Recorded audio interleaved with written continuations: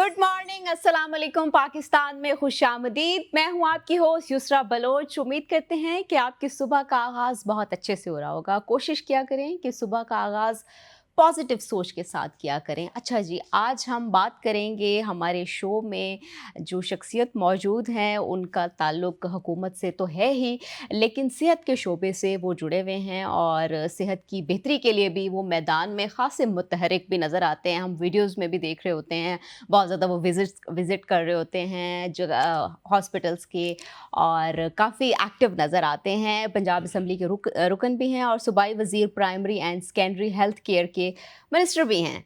और हमारे साथ मौजूद हैं जी ख्वाजा इमरान नज़ीर। वेलकम करते हैं सर आपको। थैंक यू जी, बहुत शुक्रिया। ख्वाजा साहब कैसे हैं आप? अल्लाह का शुक्र अल्हम्दुलिल्लाह। अच्छा ख्वाजा साहब, आप अपनी सुबह-सुबह का आगाज़ एक पॉलिटिशियन जो है वो किस तरह से करता है? सबसे पहले तो ये बताएँ। देखिए, पॉलिटिशियन सबसे पहली बात ये है कि समझ लेना चाहिए कि वो भी इंसान ही है।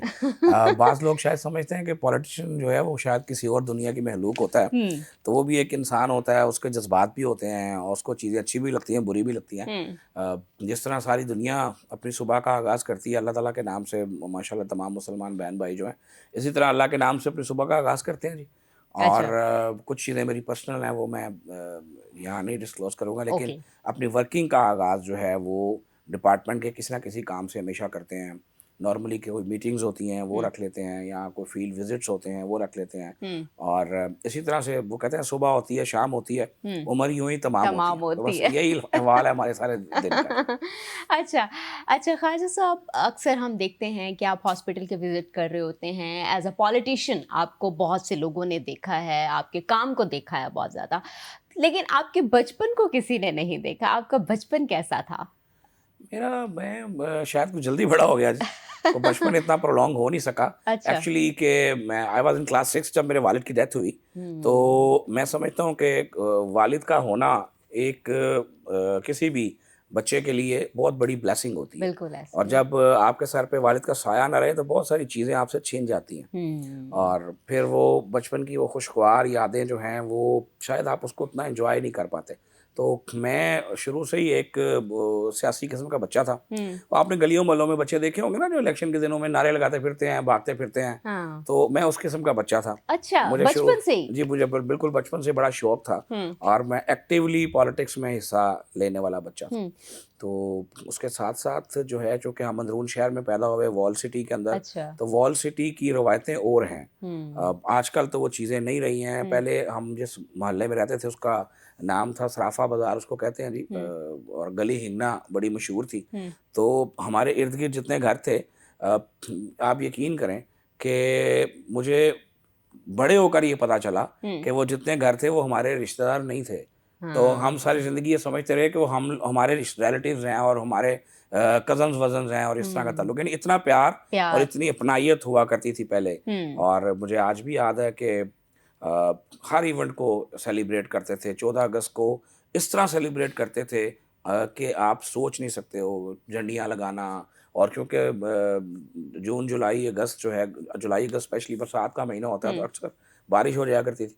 तो फिर दोबारा उसको रीडेकोरेट किया करते थे। अपने हाथों से अच्छा। सारा उसको तैयार करना और हुँ, ख़रीद कर लेकर आना, और 6 सितंबर को, 7 सितंबर को मनाना, हुँ। यौम दिफ़ा पाकिस्तान को, यौम फ़ज़ाइया को मनाना। यानी हर वो दिन सेलिब्रेट करना, कि जो शायद आज के बच्चों को शायद पता भी नहीं हाँ, होता। ये मिस क्यों हो गया है? कहीं न कहीं आजकल का जेन ज़ी मसरूफ़ ज़्यादा है, क्या देखिए, नज़र आ रहा है? अनफॉर्चुनेटली उसमें कुछ हमारा कसूर है, हुँ, और कुछ मैं समझता हूँ कि आज के दौर का कसूर है। हुँ, हम अपने मोहसिनों को भूलते जा रहे हैं। हम अपनी हुँ, अच्छी बातों को भूलते जा रहे हैं, और नेगेटिविटी प्रमोट करने की जो हमें आदत पड़ गई है, हम सिर्फ़ नुक्स ढूँढते हैं। हम अपने हुँ, इर्द-गिर्द में बुरी चीज़ें ढूँढते हैं, उन्हें वायरल करते हैं। आप अंदाज़ा करें, मैं अक्सर ये गिला किया करता हूँ कि मैं कभी अगर हॉस्पिटल विज़िट पे जाऊँ और मुझे कोई नर्स जो है वो हुँ, बच्चा, मेल नर्स भी होते हैं, हुँ, फीमेल ज़्यादा होती हैं, तो बच्ची कोई अच्छा काम करते नज़र आए, तो मैं उसको अगर कह दूँ कि बेटा वेल डन, शाबाश, आप बहुत मेहनत करते हो, या किसी डॉक्टर का हाँ, शुक्रिया अदा कर दूँ, या किसी पैरामेडिकल स्टाफ का शुक्रिया अदा कर दूँ, तो आप यकीन करें कि वो वीडियो जो है वो बस चंद हज़ार व्यूज़ लेती है। हुँ, और अगर मैं किसी के साथ कोई ऊँचा बोलूँ, हाँ, किसी को डाँटूँ, किसी के साथ लोग उसको बदतमीज़ी कहेंगे। मैं क्योंकि प्रोफ़ेशनल मेरी कुछ जो हैं वो ड्यूटीज़ हैं, तो मुझे अपनी ड्यूटी फुलफ़िल करनी है, तो मैं अगर बाज़-पोज़ करूँ, हुँ, तो नेगेटिव पॉजिटिव मिला के वो मिलियंस में चले जाती हैं। तो हम्म। हम लोग शायद नेगेटिविटी को लाइक करना शुरू हो गए हैं, नेगेटिविटी को प्रमोट करना शुरू हो गए हैं और बुरी चीज़ें ढूंढते हैं अपने इर्द गिर्द। हम्म। हालांकि अल्लाह और उसके रसूल सल्लल्लाहु अलैहि वसल्लम का भी हुक्म है कि ये तो मैं दुनियावी बातें कर रहा हूँ ना, रिश्ते जो दुनिया में होते हैं, एक माँ और एक बेटे से ज़्यादा किसी का रिश्ता नहीं होता। मैं हम्म। समझता हूँ कि कोई ऐसा रिश्ता नहीं है जो एक माँ और बेटे से या माँ और बेटी से ज़्यादा हो। हम्म। अगर हम उसमें नुक्स ढूंढना शुरू हो जाए ना, हम्म। तो उसमें भी मिल जाएंगे। कहीं हम्म। कमी, कहीं कोताही, कहीं बच्चा से फील करेगा कि आप बड़े बच्चे को ज़्यादा प्यार करते हैं, मुझे कम करते हैं। हाँ। बेटी कहेगी कि आपने भाई से ज़्यादा प्यार किया, मुझे कम किया, या हम्म। मिसाल दे रहा हूँ। लेकिन अगर अच्छाइयाँ ढूंढें तो हम्म। हज़ारों, सैकड़ों बेशुमार, मिलेंगी। बिल्कुल ऐसे ही है। रिश्ते अच्छाइयों से चलते हैं। हम्म। बेऐब ज़ात इस किसी दुनिया में सिर्फ एक ही आई थी और हाँ। एक ही है। कोई माई का लाल ऐसा नहीं है दुनिया में, चाहे हम्म। जितना मर्जी को मकबूल लीडर हो जाए, हम्म। जिसमें ऐब नहीं है। हम्म। नबी पाक सल्लल्लाहु अलैहि वसल्लम की ज़ात है मुबारक, उसके अलावा कोई दुनिया में ज़ात ऐसी ना आई है ना आएगी कि हम्म। जिसमें ऐब नहीं है। तो हमें ऐब नहीं देखने, हमें अच्छाइयाँ देखनी है। अच्छाइयाँ देखनी है, डेफिनेटली पॉजिटिविटी को हम जितना प्रमोट करेंगे उतना हम डिप्रेशन से भी दूर रहेंगे। जैसे ख्वाजा साहब ने जिक्र किया कि कोई नेगेटिव चीज़ आ जाए, हम उसे इतना ज़्यादा शेयर भी कर रहे होते हैं, बार बार देख रहे होते हैं, उससे हमें कोई खुशी नहीं मिल रही होती। एक्चुअल में वो हमारी मेंटल हेल्थ के ऊपर भी असर बहुत ज़्यादा कर रही होती है। अच्छा ख्वाजा साहब, मुझे भी आपने जिक्र किया तो मुझे भी याद आ गया कि मेरे टाइम में भी जब 14 अगस्त आती थी तो हम कभी आटे के मिक्सचर के साथ भी झंडियाँ लगा रहे होते थे घरों बिल्कुल के ऐसे ही। ऊपर। लेकिन आजकल मुझे वो नज़र नहीं आता कि बच्चे अगर कुछ आ गई हैं तो बहुत सी चीज़ें ऐसी हैं, कोई डिजिटल हैं वो लगा लेते हैं, लेकिन वो चीज़ नहीं है एक पेपर के साथ झंडी लगाना और वो फील करना, वो जज्बा जो है वो है भी सही तो एक्सप्रेस नहीं कर पा देखें, रहे। वो एक बड़ी मशहूर गज़ल है, मैं हुँ। अब गायक का नाम भूल गया हूँ। हुँ। गालिबन इंडिया है, इंडियन गायक है। उसका एक वो है कि वो बारिश की, वो कागज़ की कश्ती, वो बारिश का हाँ। पानी। तो ये जो प्योर और नेचुरल फीलिंग्स थी ना, हम हुँ। उससे दूर होते जा रहे हैं। दूर होते जा रहे हैं। हम अब हमारा दौर ये डिजिटलाइज़ेशन का ऐसा दौर है कि हम कहते हैं कि क्रिकेट और बैडमिंटन और फुटबॉल भी जो है वो गेम्स में खेल लें। हुँ। फिज़िकली एक्टिविटी से दूर होते जा रहे हैं। हुँ। तो चंद साल, चंद डेकेड्स पहले की बातें जो हुँ। हैं, जब हर चीज़ को हम खुद एक्सपीरियंस करते थे। मैं आपको छोटी-सी मिसाल दूँ, मैं हुँ। थोड़ा-सा जज़्बाती सा आदमी हूँ। नहीं, नहीं, फीलिंग्स को बिल्कुल आप शेयर करें हम। फीलिंग्स को जो है ना मैं बहुत इम्पोर्टेंस देता हूँ। फीलिंग्स बहुत इम्पोर्टेंट होती है, वैल्युएबल होती हैं। बिल्कुल। आजकल ज़रा उसकी कमी हो गई है। हुँ। जब ईद आया करती थी, तो हम चूँकि अंदरून शहर रहते थे, तो शालमी हम जाया करते थे, वो ईद कार्ड की मार्केट हुआ करती थी। अच्छा। तो हम, अब मुझे आज भी याद है कि हम जाया करते थे और जाकर जो थोड़ा अरसा अपने वालिद के साथ गुज़ारा। मेरे वालिद बड़े लविंग थे, वो हुँ। बहुत साथ लेके फिरा करते थे हमें। हुँ। तो हम ईद कार्ड खरीदा करते थे और सबको, कज़न्स को, खालाओं को, मामूओं को, सबको ईद कार्ड्स भेजा करते थे हुँ। और दोस्तों को भी ईद कार्ड्स भेजा करते थे। फिर उनके कार्ड्स आया करते थे, हाँ। ठीक है? आज वो तमाम जज़्बे जो हैं वो एक डिजिटल एसएमएस से टेक्स्ट या हाँ। व्हाट्सएप मैसेजेस पे हुँ। या मुख्तलिफ़ किस्म की वीडियोज़ पे, और आज तो हाँ। टिकटॉक्स वो वगैरह, एक ही इंस्टाग्राम आ मैसेज गए हैं, होता है, वो फॉरवर्ड वो ऑल हम कर फॉरवर्ड देते करते रहते हैं। लेकिन यकीन करें कि उस ईद कार्ड को ख़रीद कर, उस पे लिख कर उसको हाँ। पोस्ट करना और हुँ। उसका जब जवाब में ईद कार्ड आना, उस फीलिंग की शायद आज भी कोई मैच नहीं है। बिल्कुल ऐसे ही है। और हम लोग फ़ील किया करते थे, अब हम शायद डिजिटल दुनिया में बी क्लोज़ आ गए हैं कहने को तो, हुँ। लेकिन यकीन करें क्लोज़ एक्चुअली नहीं, दूर चले गए हैं। दूर चले गए उस हैं। वक़्त एक ख़त आया करता था हाँ। और उस ख़त को जब हम ख़ासकर जो पढ़ा बाहर करते थे, रिश्तेदार रहते थे जी, उनकी तरफ और से। वो ख़त को जब पढ़ा करते थे तो एक मुकम्मल दुनिया आबाद हो जाती थी। हुँ। आज रोज़ व्हाट्सएप कॉलिंग, वीडियो कॉलिंग, 70,000 किस्म के ऐप्स हैं, लेकिन हुँ। हम दूर होते जा रहे हैं। दूर होते जा रहे हैं। बज़ाहिर हमें ये लग रहा है कि हम एक-दूसरे से बहुत ज़्यादा कनेक्टेड हैं, एक ही रूम में बैठे हुए होते हैं, लेकिन हम एक-दूसरे से जुदा होते हैं। हम अपने-अपने फ़ोन्स पे बिज़ी होते हैं। हमें इंसान की जो वैल्यू है वो समझ नहीं आ रही होती, जो हमारे पास बैठा है, जिसके साथ हम कम्युनिकेट कर सकते हैं, वो हमें ज़्यादा अच्छा फ़ील कराएगी, लेकिन हम उससे दूर होते जा रहे हैं। नाज़रीन, अभी हम जाते हैं एक छोटी-सी ब्रेक पे, ब्रेक से वापस आएँगे तो कन्वर्सेशन को यहीं से कंटिन्यू करेंगे। हमारे साथ रहिएगा।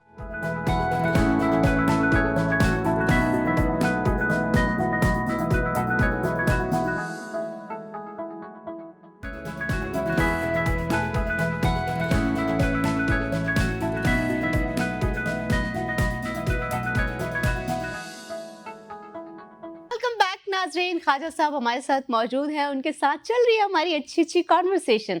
अच्छा ख्वाजा साहब, ये भी बताएँ कि ख्वाजा इमरान नज़ीर को बचपन, आप पहले ही ज़िक्र कर चुके हैं कि बचपन से बहुत पहले ही मैं बड़ा हो गया था। तो ज़िंदगी में स्ट्रगल्स तो देखी होंगी, वालिद का साया सर से चले जाना, और ज़ाहिर-सी बात है जब वालिद का साया चला जाता है तो बहुत सी मुश्किलात होती हैं। देखिए, बाय द ग्रेस ऑफ अल्लाह कि हमें फाइनेंशियल मुश्किल कभी नहीं आई। अच्छा। कोई वालिद साहब को जो अंदरून शहर में प्रॉपर्टी मिली थी इनहेरिटेड हुँ, अपने मेरे दादा से, हुँ, वो अल्हम्दुलिल्लाह उस वक्त इतनी थी कि उस वक्त मुझे याद है कि ख्यालपन कोई, अगर मैं ये 1979 80s की बात कर रहा हूँ, हुँ, तो कोई शायद समथिंग 4-5 मिलियन के करीब, हुँ, 4-5 मिलियन उस वक्त बहुत बड़ी रकम हुँ, थी। तो अल्लाह का शुक्र है कभी फाइनेंशियल इशू नहीं आए। वालदा मेरी ने बड़ी स्ट्रगलिंग लाइफ गुजारी, और एक बाप के बगैर अपनी औलाद को पालना और एक बड़ा सेक्रीफाइस भी होता है। हुँ, हमें अपनी माँओं का, मैं समझता हूँ कि हम जितना भी शुक्रिया अदा कर सकें शायद वो कम है। हुँ, और अल्लाह ने ऐसे ही जो है वो पाँव के नीचे औरत के जन्नत नहीं दे दी। बिल्कुल माँ ऐसे। बनना और औलाद की परवरिश करना ये एक इतना बड़ा काम है कि शायद कोई इमेजिन कर ही नहीं सकता, हुँ, तावक्ते कि उस एक्सपीरियंस से खुद ना गुजरे। तो मैं बचपन से प्रैक्टिकल था जी। हुँ, और अब बचपन में टॉपर हुआ करता था, अच्छा, लेकिन अनफॉर्चुनेटली जब मैट्रिक किया तो मैट्रिक के बाद एडमिशन के लिए फॉर्म भर वक्त जमा ना करा सका। उस वक्त मुझे आज भी याद है, मामू मेरे लाला मूसा में रहा करते थे, तो अच्छा, उनकी डेथ हुई। तो हुँ, वालदा, उस वक्त रिवाज था कि जो पूरा पूरा ख़ानदान हाँ, जब डेथ होती थी तो इकट्ठा हो जाता था, और जब हुँ, तक वो 40 रोज़ पूरे नहीं होते थे चेलम, हुँ, यहाँ पर हमारे जो कि सब कॉन्टिनेंट में एक रवायत बन चुका है। हुँ, अब दीनी तौर पे तो मुझे नहीं पता, लेकिन बहरहाल एक रवायत ज़रूर बन चुका है। हुँ, तो वालदा वहाँ रहीं, तो जब वापस आए तो एडमिशन्स क्लोज़ हो चुके थे। तो अच्छा, फिर हमारे एक मोहल्ले के बड़े भाइयों की तरह हैं प्रोफ़ेसर बाबर, हुँ, उन्होंने शफ़क़त की और उन्होंने फिर एडमिशन करवा के दिया एमए कॉलेज में। अच्छा, अब एमए कॉलेज में जब गए तो हर कॉलेज का एक ऑरा होता है और एक माहौल होता है। हुँ, तो उन दिनों एमए कॉलेज के बारे में मशहूर था कि सियासत वहाँ टॉप पे थी। हुँ, और उन दिनों एमएसएफ की जो सियासत थी वो बड़ी बदमाशी पे मबनी हुआ करती थी। अच्छा, और जब भी यंगस्टर्स जो होते हैं ना, उनको इस काम में बड़ी थ्रिल महसूस होती है, हालाँकि ये कोई अच्छा काम नहीं है, बिल्कुल हाँ, फ़ारग काम है। हुँ, तो मैंने भी स्टूडेंट पॉलिटिक्स जॉइन कर ली। हुँ, बदमाश तो मैं था नहीं, तो नज़रियाती किस्म का बंदा था। तो शुरू से नज़रियाती किस्म का बंदा था। अच्छा, तो नज़रियाती काम किया सारी ज़िंदगी, लिखने पढ़ने का, हुँ, सियासी तौर पे तंज़ीमी काम किया। अच्छा, लेकिन शायद बदकिस्मती से अपनी स्टडीज़ से डाइवर्ट हो गया। ओह! और अच्छा, उसका नतीजा ये निकला कि मैं अपनी एफएससी जो है वो कंप्लीट नहीं कर सका, और हुँ, मुझे फिर मजबूरन एफए करना पड़ा। ओके, और उसके बाद ग्रेजुएशन की, थोड़ा ब्रेक आया, फिर ग्रेजुएशन की, फिर ब्रेक आ गया। हुँ, वुड यू बिलीव कि मैंने जब एक दिन ये सोचा कि जब मैं दूसरी दफ़ा गालिबन एमपी बन चुका था, हुँ, तो मैंने एक दिन सोचा कि यार मेरी क्वालिफ़िकेशन जो है वो कम है। हुँ, तो फिर मुझे उसके बाद ख़्याल आया कि मुझे मास्टर्स करना चाहिए। अच्छा, तो मैंने बीइंग एमपीए हुँ, एग्ज़ामिनेशन सेंटर में बैठ के जब मास्टर्स किया, मेरे प्रोफ़ेसर महबूब चावला, डॉक्टर अच्छा, महबूब चावला हुँ, रिटायर हो चुके हैं पंजाब यूनिवर्सिटी से। हुँ, बिल्कुल उन्होंने बड़ी शफ़क़त की, उन्होंने मुझे बड़ी ख़ुसूसी हुँ, मेहनत से जो है एग्ज़ाम्स की तैयारी करवाई, हुँ, और कई माह हुँ, जो है वो उन्होंने मुझ पे लगाए। मैं उनके घर जाया करता था। मुझे आज भी याद है कि जब पार्ट 1 और पार्ट 2 हुआ तो उन दिनों रमज़ान शरीफ चल रहे थे। अच्छा, तो वो मुझे कहते थे कि आप तरावी, क्योंकि मैं नहीं छोड़ता था, हुँ, तो तरावी के बाद वो कहते थे मेरे पास आ जाओ। फिर तरावी से सहरी से पहले तक हम वो भी सारी रात जागते थे, अच्छा, मैं भी सारी रात बड़ी जागता मेहनत था। उन्होंने और कराई। उनका बहुत बड़ा एहसान है मेरी ज़िंदगी हाँ, के ऊपर, और he is a great guy, अब वो रिटायर हो चुके हैं। हुँ, तो उन्होंने मुझे पहले दिन ये कहा कि बेटा ये बताएँ कि अगर मैंने हिस्ट्री में मास्टर्स किया, अच्छा, तो उन्होंने मुझे कहा कि अगर हिस्ट्री को पढ़ना है तो फिर ये किताब-शिताब साइड पे कर दो। तो हुँ, मैंने कहा सर वो किताब साइड पे कर देंगे, हाँ, तो फिर कराएँगे की? अच्छा, तो उन्होंने कहा भई कभी नानी-शानी ने कहानी-वहानी सुनाई? अच्छा, मैंने कहा जी हमें तो नानी देखना नसीब नहीं हुई थी, हाँ, लेकिन हमारी एक होता है ना कि जिनको वालिदा ने पाला वो भी नानी थी, तो हुँ, उनकी शफ़क़त ज़रूर मिली है। हुँ, तो उन्होंने कहा यार मशहूर है कि नानी अम्मा कहानी सुनाया करती थी, तो हाँ, समझो कहानी सुननी है हुँ, और उसके पॉइंट्स लिखने हैं। हुँ, तो फिर वो मुझे किसी भी टॉपिक पे एक कहानी की तरह सुनाया करते थे, अच्छा, और मैं वो टॉपिक्स नोट किया करता था। हुँ, और यूरोपियन हिस्ट्री, इस्लामिक हिस्ट्री, हुँ, और उसके साथ जो मौजूदा स्टेटस था, कोल्ड वॉर का, हुँ, इस तरह के टॉपिक्स थे। अच्छा, तो मैं उनके हेडिंग्स बना लिया करता था, और सेम उसी स्टाइल में हुँ, मैंने एग्ज़ाम्स जो हैं हुँ, वो उनके अंदर वो परफ़ॉर्म किया, और मैं I I stood second in Punjab University क्या बात है। 2015 की ये बात है। अच्छा। तो मुझे उस वक्त पहले शायद ये पता था कि मैं 4th पोजीशन पे हूँ। हम्म। तो एक दिन मैंने कोई टीवी इंटरव्यू में ये बात कही, तो मुझे कंट्रोलर एग्जामिनेशन की कॉल आई कि सर आपने वो बात कही है हम्म। तो आपकी 4th पोजीशन नहीं है। हम्म। तो मैं ये समझा, मैं कहा शायद यार बड़ी बेइज्जती हो गई, 4th पोजीशन नहीं है, मैं एवं ही बड़ी बड़ी छोड़ रहा हूँ। तो उन्होंने अच्छा। कहा नहीं सर आपकी 4th नहीं, आपकी 2nd पोजीशन है। अच्छा। तो अल्लाह का शुक्र है कि उस स्टडी को कंटिन्यू किया, फिर हम्म। मैंने अपना एमफिल स्टार्ट किया। अच्छा, तो जब आप एमपीए की बात बनने के बाद आपने स्टडीज वो कंटिन्यू बड़ा की। सीन है जी। जब मैं एग्जामिनेशन सेंटर में बैठा था, देखें थोड़ा मैं लोग, यही पूछना चाह थोड़ा रही। जब न्यूज़ लोकल न्यूज़ चैनल्स आए ना हाँ। मार्केट में, हम्म। उससे पहले शायद एमपीएस की तस्वीर शक्लों को लोग इतना नहीं जानते थे, क्योंकि हाँ। अखबार जब छपते थे तो अखबार लिमिटेड उसके भी जो है रीडर्स होते हैं, और हम्म। पीटीवी हुआ करता था, और बड़े नेशनल चैनल्स तो फ्रैंकली स्पीकिंग लोकल पॉलिटिशियंस की खबर नशर उस तरह नहीं करते थे ना, तो हम्म। एक लिमिटेड व्यूअर्स थे, लिमिटेड रीडर्स थे। लेकिन जब लोकल चैनल्स आए, हम्म। जैसे लाहौर शहर में हाँ। आए, और इसी तरह फिर दूसरी जगहों पर आए, तो उनके जो लोकल अरकान असम्बली हैं या लोकल जो ब्यूरोक्रेसी के लोग हैं, लोग उनकी शक्लों को पहचानना शुरू हो गए। हम्म। तो 2015 में बच्चे अच्छी खासा मुझे पहचानते थे, तो हाँ। वो मुझे देख के हंसते थे। तो मुझे आज भी याद है, जब मैं पेपर दे रहा था तो एक दिन एग्जामिनर उसने मुझे पहचान लिया और वो मेरे पास आया, हाँ। और उसने मुझे कहा कि सर आप वो पंखे के नीचे आ जाएं। तो मैंने कहा नहीं, मैं आई एम कंफर्टेबल हियर। तो अच्छा। फिर उसने जब टाइम ख़त्म हुआ तो मेरे पास चूँकि लिखने को बहुत कुछ था। जब हम्म। आप देखो, आप पॉलिटिशियंस होते हैं हाँ। और आप पे हिस्ट्री पे बात की जाए, करंट सिचुएशन पे बात की जाए, तो हम तो सारा दिन यही बातें करते हैं। तो एग्जैक्टली। हमारे पास तो लिखने के लिए वो कुछ है जो बहुत किताबों कुछ। में नहीं होता। हाँ। तो मेरा लिखने का एक्सपीरियंस और था, तो उसने बच्चों से पेपर लिया और मेरे पास आया, तो उसने कहा सर कोई मेरे लिए हुक्म। हम्म। तो मैंने कहा भाई तो एक मेहरबानी कर दे, हम्म। तो 15 के मिनट हमें और दे दे, लेकिन हम्म। इन सबको पेपर वापस कर दे, अच्छा। ताकि ये ना हो कि भाई मैंने सिर्फ अकेले। हाँ। तो उसने मेहरबानी की और जो लेना चाहता था उसने उनको वापस किया, और 12-13 मिनट उसने हमें अच्छा। मजीद दिए। हम्म। तो मुझे आज भी याद है कि जब मैं बाहर निकला और बच्चों ने कहा कि जी हमने सेल्फी लेनी है, तो सेल्फी के बाद उन्होंने बोला जी हमने आपसे एक सवाल करना है। तो मैंने अच्छा। कहा भाई बताओ। हम्म। उन्होंने कहा, "जी, आपको क्या मसला है, हाँ। आप क्यों पेपर दे रहे हैं?" हाँ। तो मैं हंस पड़ा। हम्म। मैंने कहा यार मेरा अपने आप से मुकाबला है। मैं हम्म। फ़ील ये करता हूँ कि एज़ ख्वाजा इमरान नज़ीर, जिस तरह की मेरी बचपन में शख्सियत थी, हम्म। मेरी क्वालिफ़िकेशन बहुत कम है। मुझे अपनी हम्म। क्वालिफ़िकेशन को इम्प्रूव करना है। हम्म। तो यही वजह थी कि मैंने फिर मास्टर किया, फिर एमफ़िल स्टार्ट किया। एमफ़िल मेरा अभी मेरे 2 सेमेस्टर फ्रीज़ मैंने करवाए हुए हैं, वक़्त नहीं मिल पा रहा। अच्छा। लेकिन मेरी ख्वाहिश ये है हम्म। कि मैं अपना एमफ़िल भी कंप्लीट करूँ और पीएचडी कंप्लीट करूँ। क्या बात है। मतलब एक तो सियासी मसरूफियात तो होती हैं, ये बात तो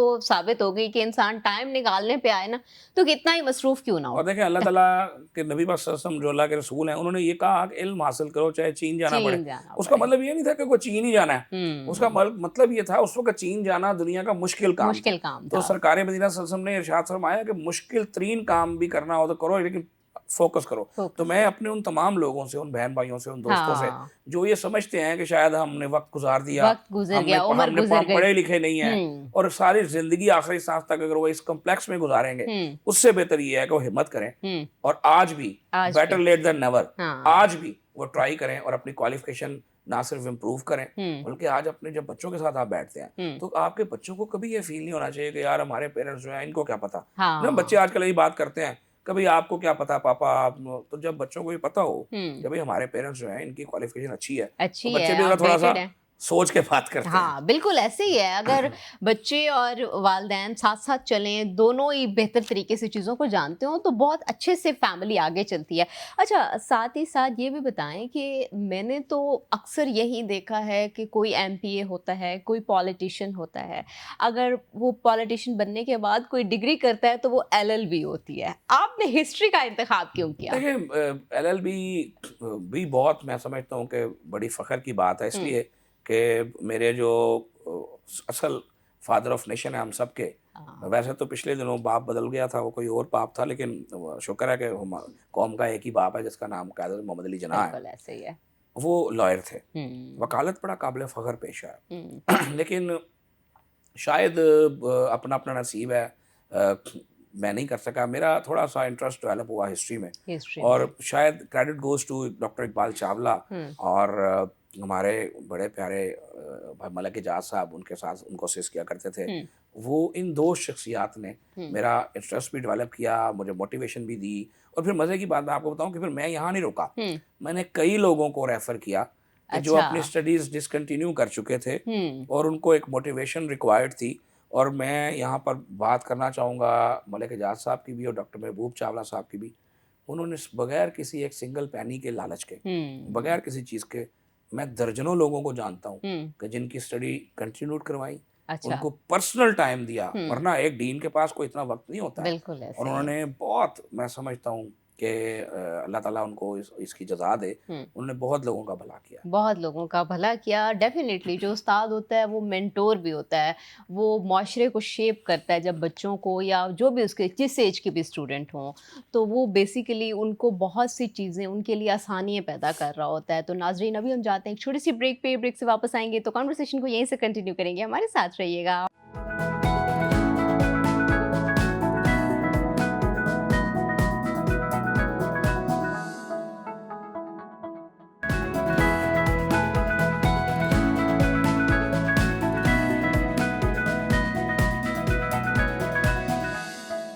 वेलकम बैक नाजरीन। ख्वाजा साहब हमारे साथ मौजूद हैं। ख्वाजा साहब के साथ चल रही है अच्छी अच्छी कॉन्वर्सेशन। अच्छा ख्वाजा साहब, आपने तालीम को तो वक्त दे दिया, सियासी मसरूफियात के बावजूद फैमिली को वक्त कैसे देते हैं? अक्सर बीवियाँ शिकायत ही करती हैं अच्छा, पॉलिटिशियंस मैं की। देखिए ज़िंदगी में ना इंसान बहुत कुछ सीखता है। हाँ। मुझे पहले बहुत शौक हुआ करता था, मैं सारा दिन सारी रात एक ही काम किया करता था। अच्छा। तो हर वक़्त सियासत, हर वक़्त सियासत, मज़ा आता था। देखिए जब आप सारी ज़िंदगी आपके कहने पे कोई काम ना हुआ और फिर आपके कहने पे लोगों के मसले हल होना शुरू हो जाएँ, हम्म। तो आप इसको एन्जॉय भी करते हैं। इंजॉय भी करते मतलब हैं। मैंने कोई, सच्ची बात है कि सारी ज़िंदगी किसी का नलका भी नहीं लगवाया था। तो जब हम्म। मैं प्रैक्टिकल पॉलिटिक्स में आया और मैं जब किसी को रिक्वेस्ट करता था तो उस लोगों के मसाइल अल्लाह की ज़ात हल करने वाली हल हम्म। होते थे, तो मुझे बड़ा वो मज़ा आता था। हम्म। और मैंने कई बरस, यकीन करें कि हम्म। मुझे याद ही नहीं है। आज मेरी वाइफ़ मुझसे बहुत सारी बातें करती कि फलाँ वक़्त में ये हुआ था, तो मुझे नहीं याद। हम्म। तो वो कहती यार ये आपको क्या पता हो, आपका कोई ध्यान ही नहीं था। हाँ। तो मैंने एक दिन, आप हैरान होंगे कि मैं एक दिन जा रहा था फ्लाइट में, हम आउट ऑफ पाकिस्तान जा रहे थे। मैंने एक मूवी देखी अच्छा। और वो है तो वैसे इंडियन मूवी, लेकिन वो उसका नाम है बार बार देखो। हम्म। उस मूवी में जो लेसन था ना, हम असल में मूवी को देखते हैं, एंजॉय करते हैं, हम हाँ। लेसन नहीं देखते। लेसन नहीं देख। उसमें लेसन ये था कि आपका सब कुछ जो है वो आपकी इमीडिएट रिलेशनशिप है, आपकी फैमिली है, आपके इमीडिएट फैमिली मेंबर्स हैं। हम्म। अगर आपने उनको ना पाया और आपने उनके साथ ज़िंदगी ना गुजारी तो लाइफ हाँ। एक ही दफ़ा आनी है ना। तो मैंने जब वो मूवी देखी तो मेरा माइंड बहुत चेंज हुआ। मैं आप हम्म। लोगों को बताता हूँ कि यार आप वो फ़िल्म देखें हम्म। और हर टाइम की ना मैनेजमेंट करें। टाइम की और मैंने। उसके बाद सरप्राइज़िंगली मैंने अपने बच्चों को वक़्त देना शुरू किया, मैंने अपनी अच्छा। फैमिली को वक़्त देना शुरू किया। अच्छा, उस मूवी और ने आपकी लाइफ बदल उस दी। मूवी ने मेरी लाइफ़ बदली। हुँ, और अब मैं कोशिश ये करता हूँ कि अपने बच्चों को भी प्रॉपर वक़्त दूँ, अपने प्रोफ़ेशन को भी वक़्त दूँ, मैं अपने बिज़नेस को भी कुछ टाइम, मैंने कई साल अपने बिज़नेस को सैक्रिफ़ाइस किया और मैंने हुँ। वक़्त नहीं दिया। मेरा बड़ा बेहतरीन बिज़नेस हुआ करता था। मैं 1996 से अपना बिज़नेस कर रहा हूँ, अच्छा। बड़ी छोटी उम्र से। अच्छा। और मैं टैक्स पेयर हूँ 1996 से। हुँ, हुँ, और हुँ, मुझे मज़ा आता था कि हर साल बढ़ा के टैक्स दूँ। हुँ। यानी मुझे, मेरा शौक था कि मेरा टैक्स जो है, जो मैं गवर्नमेंट ऑफ पाकिस्तान को पे कर रहा हूँ, हर साल ज़्यादा हो। ज़्यादा हो, अच्छा। तो मैंने अपने टैक्स कंसल्टेंट से भी ये कहा हुआ था, वो कई दफ़ा वो बताते थे रास्ते कि सर ये इस तरह, ये स्लैब में आ जाएँ, ये कर लें। तो मैं कहता नहीं, टैक्स ज़्यादा जाना चाहिए। हुँ, तो चंद साल मुझे अपना बिज़नेस भी सैक्रिफ़ाइस करना पड़ा, क्योंकि मेरे साथ और कोई नहीं है जो मेरा हाथ बटा सके। हुँ, मेरे बड़े भाई हैं, वो कभी किसी ने उनको नहीं देखा सियासत में, कभी हुँ, मैंने अपनी फैमिली के किसी मेंबर्स की दखल-अंदाज़ी अपने प्रोफ़ेशन में नहीं होने दी। हुँ, हुँ, हुँ, और एक मेरा छोटा भाई था जो 2004 में उसकी डेथ हो गई थी, तो हुँ, एक्सीडेंट से। तो उसके बाद वो मेरा बिज़नेस देखता था, लेकिन हुँ, उसके बाद फिर मैं सब कुछ खुद देखता। हुँ, तो वो एक फ़ेज़ मेरे पे आया जो मुश्किल फ़ेज़ था, फिर उसको गुज़ारा और मैंने दोबारा कुछ साल, जब हम अपोज़िशन में गए तो थोड़ा-सा वक़्त मिला, हुँ, फिर अपने बिज़नेस को रीशेप किया हुँ, और दोबारा स्टार्ट किया। तो आज अल्लाह का शुक्र है कि मैं अपने बिज़नेस को भी टाइम दे रहा हूँ, हुँ, अपनी फैमिली को भी टाइम दे रहा हूँ और ज़्यादा टाइम जो है वो बहरहाल पॉलिटिक्स को, पॉलिटिक्स कह लें एक अब ऑफ़िशियल ज़िम्मेदारी है। हुँ, सियासत तो अब कोई बची-बुची नहीं रही, कोई नहीं है। हुँ, अब तो सियासत और हो गई है, अब तो ये सब कुछ ये सोशल मीडिया पे महदूद हो गया है। अब आप 10 लाख का मजमा हाँ, इकट्ठा कर लें, हुँ, उसकी शायद वो वैल्यू नहीं है हुँ, कि अगर आप ट्विटर पे ट्रेंड बना लें, हुँ, जो उसकी वैल्यू है। हुँ, हुकूमतें जो हैं वो अब मजमों से नहीं डरती, हुँ, अब वो ट्विटर के ट्रेंड से डरती हैं। ट्विटर के समझे ट्रेंड ना? से डरती हैं। अच्छा, कहीं न कहीं आपकी बातों से महसूस हो रहा है ओवरथिंकर हैं? मैं बहुत ज़्यादा ओवर थिंकर हूँ, हाँ। मैं बहुत ज़्यादा ओवर सेंसिटिव भी हूँ, हुँ। हसास हूँ। कोई तारीफ़ करे खुश होता हूँ, अच्छा। कोई तनकीद करे तकलीफ़ भी होती है। हुँ। लेकिन जब मेरा कसूर ना हो और बेजा बात हाँ। सुनने को मिले और कोई वो ओवरडूइंग करे, हाँ। अखलाकियात से ऊपर जाए, मैं नॉर्मली कमेंट्स नहीं देखता हुँ। सोशल मीडिया पे, लेकिन कभी देखता हूँ तो बहुत सारे लोग जो हैं वो कहना तो नहीं चाहिए लेकिन बहुत हद से बाहर होते हैं। बिल्कुल और ये यकीन करें कि ये हुँ। पहले नहीं था। हुँ। ये क्रेडिट बहरहाल हुँ। कोई नहीं छीन सकता एक पॉलिटिकल पार्टी से, हुँ। जिन्होंने बदतमीजी को शऊर का नाम दे दिया। हुँ। और बदकिस्मती ये है हुँ। कि बाकी लोग भी अब उस पैटर्न पे चलना शुरू हो गए। बिल्कुल, तनकीद ज़रूर होनी चाहिए लेकिन तहज़ीब के दायरे में होनी चाहिए। आप जेन्युइन तनकीद करें लेकिन किसी के कैरेक्टर पर या किसी की ज़ाती ज़िंदगी पर कमेंट करने का और बिला वजह तनकीद करने का किसी को भी अख्तियार नहीं और होना देखिए चाहिए। ये ट्रेंड एक बहुत चीज़ बुरा अगर है। मैं आपसे कहूँ ना कि शऊर जो है, हुँ। जहाँ आप किसी से सवाल करो ना कि भाई मुख्तलिफ लीडरों का किसने क्या दिया, भुट्टो साहब ने रोटी हुँ। कपड़ा मकान की बात की, हुँ। मियां नवाज शरीफ साहब ने डेवलपमेंट का नारा लगाया, शहबाज साहब ने हार्ड वर्क की बात की। अब आज चूँकि मरियम नवाज साहबा का दौर है तो वो भी हुँ। डेवलपमेंट और गवर्नेंस के ऊपर बात करती हैं। हुँ। एक आधा लीडर जो इस वक्त जेल में है, हुँ। बदकिस्मती से मैं तो खुश नहीं हूँ कि वो जेल में है, हुँ। लेकिन वो उसके ज़िम्मेदार भी वो खुद ही हैं। हुँ। उन्होंने माहौल ऐसा बनाया कि वो लो आप अपने दाम में सयाद आ गया। हुँ। तो उन्होंने लोगों को जो कहते हैं ना हमें शऊर दे दिया। हुँ। देखिए ये शऊर नहीं है कि मैं आपका गिरेबान पकड़ूं और आपसे सवाल करूं, हुँ। ठीक है? यानी मैं अगर नमाज नहीं पढ़ता, हुँ। मैं पाँचों वक्त में से एक वक्त नमाज नहीं पढ़ता, हुँ। मुझे बताएं मुझे हक हासिल है कि मैं आपसे कहूं कि आप नमाज क्यों नहीं पढ़ती? अरे बिल्कुल भी नहीं। ज़ाती अगर अगर मैंने आपसे सवाल करना है तो मुझे पहले खुद परफेक्ट होना पड़ेगा। हुँ। यहाँ हालत ये है हुँ। कि अपने माँ-बाप से नहीं पूछते कि अगर आप में से कोई सरकारी मुलाज़िम है, मैं माज़रत के साथ मैं सबकी बात नहीं कर रहा, हुँ। जो लोग इसमें आते हैं हुँ। और आपकी तनख्वाह 50,000 रुपया है, ठीक है? और आपका और कोई ज़रिया मुआश नहीं, हुँ। तो आपने डीएच में घर कहाँ से ले लिया? हुँ। आपने 1 लाख महीने वाले स्कूल में अपने बच्चों को कैसे पढ़ा लिया? हुँ। कभी ये भी तो पूछें बिल्कुल। अपने बापों से, हाँ, अपने पेरेंट्स से जो लोगों से रसीदें माँगते फिरते हैं, जो डेफ़िनिटली। लोगों से करप्शनों के हिसाब लेते फिरते हैं कि हुँ। भई अम्मी से या अब्बू से या दादा से हुँ। या मामा से या चचा से कि जनाब आपकी तनख्वाह तो इतनी है, तो ये हाँ। हम जिस घर में रह रहे हैं, जो हुँ। हमारा लाइफ़स्टाइल है वो कैसे है? हाँ, हम बिल्कुल। वो नहीं करते, हम हुँ। लोगों से बड़ा सवाल करते हैं। लोगों से बिल्कुल हम अपनी जो होती है, अपनी श मिस्टेक्स होती हैं उनको भूल शऊर जाते बेसिकली हैं। हुँ। अपने गिरेबान में झाँक के बिल्कुल। अपने आप को दुरुस्त करने का नाम है। हुँ, ठीक है ना? बिल्कुल ऐसे ही है। जब हम में से हर बंदा कहते हैं ना, लोग कहते हैं यार मुल्क ना कुछ नहीं बना। अभी मोहसिन नकवी साहब ने भी जो बात की हुँ। कि निज़ाम जो है नहीं चल रहा हुँ। और इसके ऊपर बहुत लोगों को परेशानी हो गई हुँ। और कुछ लोगों के ने मिठाइयाँ मंगवा ली, हुँ। ठीक है? मोहसिन नकवी साहब ने कोई गलत बात नहीं की। हुँ। मोहसिन नकवी साहब ने ये पॉइंट आउट किया हुँ। कि निज़ाम बोसीदा हो चुका है। क्यों हो चुका है?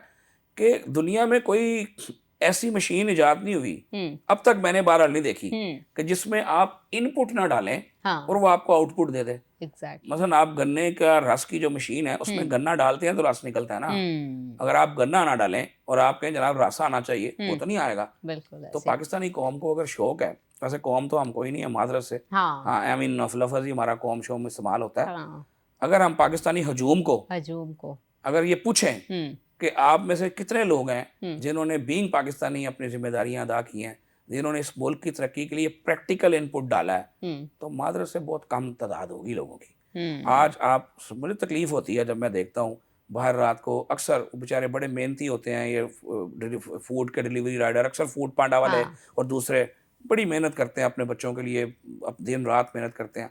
सब वन वे आ रहे होते हैं, सब हुँ। वन वे आ रहे होते हैं। उनसे किसी से रोक के पूछ लो कि क्यों वन वे आ रहे हो, हुँ। और ये उधर ऊपरों चक्कर लाना पड़ेगा और टाइम लग जाएगा और डिलीवरी लेट हो जाएगी या पेट्रोल ज़्यादा लग जाएगा। तो भाई कौमें वन हुँ। वे की खिलाफ वर्जी नहीं किया करती। हुँ। मेरे अस्पतालों में आज भी, हुँ। यहाँ सलमान रफ़ीक साहब के पास जो हुँ। स्पेशलाइज़्ड का अस्पताल है, जो हमारी इमरजेंसी है उसमें 70% लोड जो है वो ट्रॉमा केसेस का है, हुँ। एक्सीडेंट केसेस का है। हुँ। अगर हम सिर्फ रोड सेफ्टी के असूलों पे अमल पैरा हो जाएं, अमल पैरा ठीक बीच है? में हेलमेट वाला हुआ था उसमें अब ये भी ज़रूरी इतने नहीं है कि मरियम नवाज़ ने डंडा पकड़ना है और उसने हाँ। आपको ये कहना है, भई आपके अंदर भी एक इंसान है। हुँ। आपको भी पता है क्या आपकी सच सेफ्टी है के और लिए क्या किया गलत है। जा रहा है अगर डेफिनिटली। हम सिर्फ और हुँ। सिर्फ रोड सेफ्टी असूलों पे अमल कर लें, हुँ। तो उन 70% एक्सीडेंट्स केसेस को रिड्यूस कर सकते हैं। हुँ। उस इमरजेंसी का जो बजट मेरा खर्च हो रहा है, अगर हुँ। वो 70% एक्सीडेंट केसेस पे खर्च ना हो, हुँ। जिसके नतीजे में मेरी कौम के बच्चे बच्चियां माजूर भी हो जाते हैं, हुँ। जान से भी जाते हैं, बिल्कुल ठीक है ना? ऐसे। तो वो किसी और जगह पे बिल्कुल किसी खर्च और होगा, खर्च होगा। तो हम इस पे काम करने को तैयार नहीं है। हुँ। हमें तो वन वे ही जाना है। बिल्कुल, हमें बहैसियत इंसान हमारी कुछ खुद की भी रिस्पॉन्सिबिलिटी होती है कि हमने अपनी रिस्पॉन्सिबिलिटीज़ को भी अदा करना है, हर चीज़ हुकूमत के ऊपर नहीं डाल देनी। बेसिकली हमारे मुल्क का प्रॉब्लम ये बन गया है कि हुँ, हम ये समझ बैठे हैं कि हर चीज़ हुकूमत ने करनी है और हाँ, हमने सिर्फ तनकीद करनी है। तनकीद अब करनी मैं है। आपको छोटी-सी मिसाल देता हूँ। हुँ, 12-13 साल से ज़्यादा हो गए हैं, हुँ, हर साल डेंगू आता है और हर साल डेंगू के ऊपर काम होता है। बच्चियाँ, बेटियाँ तपती धूप में मेरे महकमे की हुँ, sanitary patrols, lady health workers, lady health visitors, हुँ, लेडी हेल्थ सुपरवाइजर्स तपती धूप में, हुँ, सख्त सर्दी में, हुँ, बरसती बारिश में, हुँ, वो भी किसी की बेटी है ना, बिल्कुल ऐसे। वो जाती हैं, लोगों के डोर नॉक करती हुँ, हैं और जाके उनको कहती हैं जी आपके घर की सर्विस करनी है। किसी हुँ, को गालियाँ सुनने को मिलती हैं, किसी हुँ, से बदतमीज़ी होती है, कहीं लड़ाई भी हो जाती है, हुँ, कहीं सलवाते सुनाते हैं। लेकिन अपने घर का कूलर, एयर कूलर हुँ, जो कि गर्मियों में इस्तेमाल किया होता है, उसका पानी खुश्क नहीं करते। पानी खुश्क नहीं वो करते। भी कहते हैं कि वो आए हुँ, और वो खुश करे। हुँ, तो जो कौम अपने घर के अपने इस्तेमाल किए हुए एयर कूलर का पानी खुश्क नहीं कर सकती, हुँ, जो 12-13 बरस से बार-बार बताए मंजन को नहीं बेच सकती, हुँ, जो एक घर में यूज़ टायर पड़ा है उसको तलफ नहीं कर सकती, हुँ, जिसके नतीजे में डेंगू का मच्छर आता है, हुँ। उसको क्या हक पहुँचता है किसी पे तनकीद करने का? बिल्कुल ऐसे है। सबसे पहले हमें अपनी गिरबान में झाँकना होगा। अभी हम जाते हैं ब्रेक पे, ब्रेक से वापस आएँगे तो अस्पतालों की सूरत-ए-हाल के ऊपर बात करेंगे। हमारे साथ रहिएगा आप।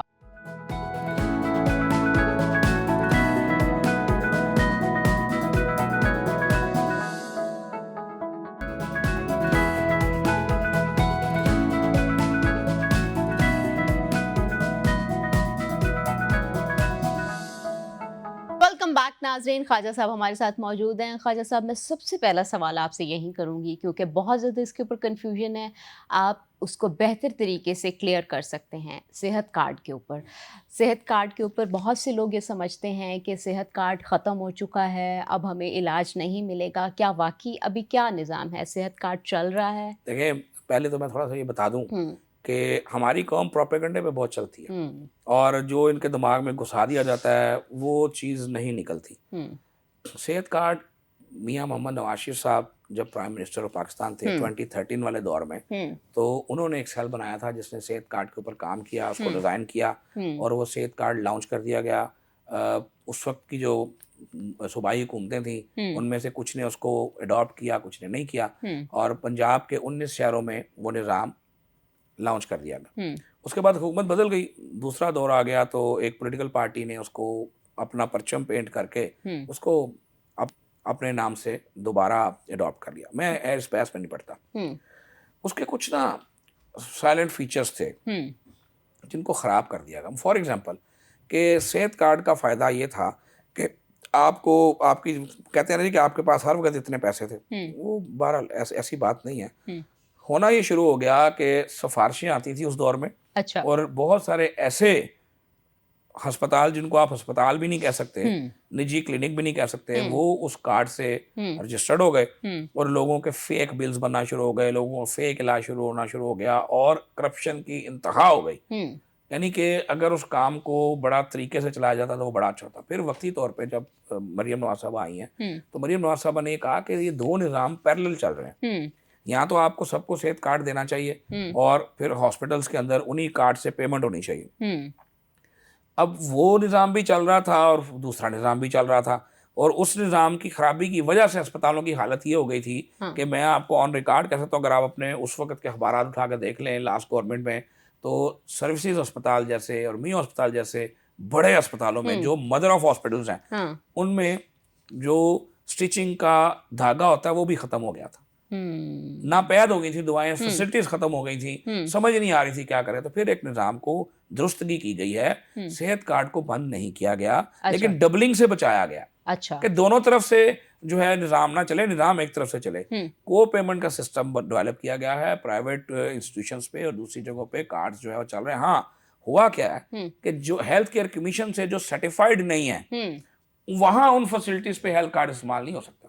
हुँ, यानी वो जो 2 नंबरी थी अच्छा, कि आपके पास है ही कुछ नहीं, हुँ, ना आपके पास कोई इंस्ट्रूमेंट्स हैं, ना आपके पास कोई डॉक्टर्स हैं और आप वहाँ पर सर्जरियन के साथ-साथ 10,000 ऑपरेशंस का बिल बनाई जा रहे हैं। हुँ, आपके पास फैसिलिटी नहीं है कि आप किसी का हर्निया का ऑपरेशन कर सकें हुँ, और आप जेली बिल बनाए जा रहे हैं, बंदे को पता नहीं चल रहा है, या बंदे को बता रहे हैं तो थोड़े पैसे उसको दे के बाकी आप लूटमार कर रहे हैं, उस लूटमार को रोका गया है। सेहत कार्ड आज भी एक्टिव है, समझे ना, और को पेमेंट में एक्टिव है, और उन फैसिलिटीज पे एक्टिव है जो हेल्थ केयर कमीशन के स्टैंडर्ड को मीट करती हैं, अच्छा। जो कि जेन्युइनली एक अस्पताल और एक इलाजगाह कहलाने के काबिल हैं। और मैं बहरहाल अगर मुझसे अब मेरी ज़ाती राय पूछें तो मैं ये चाहता हूँ कि हमारे सरकारी अस्पताल जो हैं, जो कि मैं समझता हूँ कि आज भी हर चीज़ के बावजूद दी बेस्ट हॉस्पिटल्स हैं। दी बेस्ट मैं इसलिए कहता हूँ कि जो एक्सपर्टीज, जो एचआर सरकार के अस्पतालों में अवेलेबल है, और जिस लेवल के माशाल्लाह डॉक्टर्स, जिस लेवल की नर्सेज, जिस लेवल का निज़ाम मौजूद है, आप शायद लोग उसको देखते हैं प्राइवेट हॉस्पिटल को जब कंपैरिजन करते हैं तो कहते हैं यार के कितना खूबसूरत है, क्या कमरे हैं। देखें, एक अच्छे 5 स्टार रेस्टोरेंट में और एक हॉस्पिटल में बड़ा फ़र्क होता है। तो 5 स्टार होटल एक चीज़ है, और जो है ना वो एक अच्छा हॉस्पिटल और चीज़ है। अब सरकार के अस्पतालों का जो लोग जिससे मुतमईन नहीं हो पाते, उसकी वजह क्या है? वजह ये है कि यहाँ एक बहुत बड़ा अस्पताल है जिसके नाम पे अरबों अरबों खरबों चंदे इकट्ठे हुए हैं। खुद 100 बेड का अस्पताल हुआ करता था, और शायद आपको 190 का हुआ है।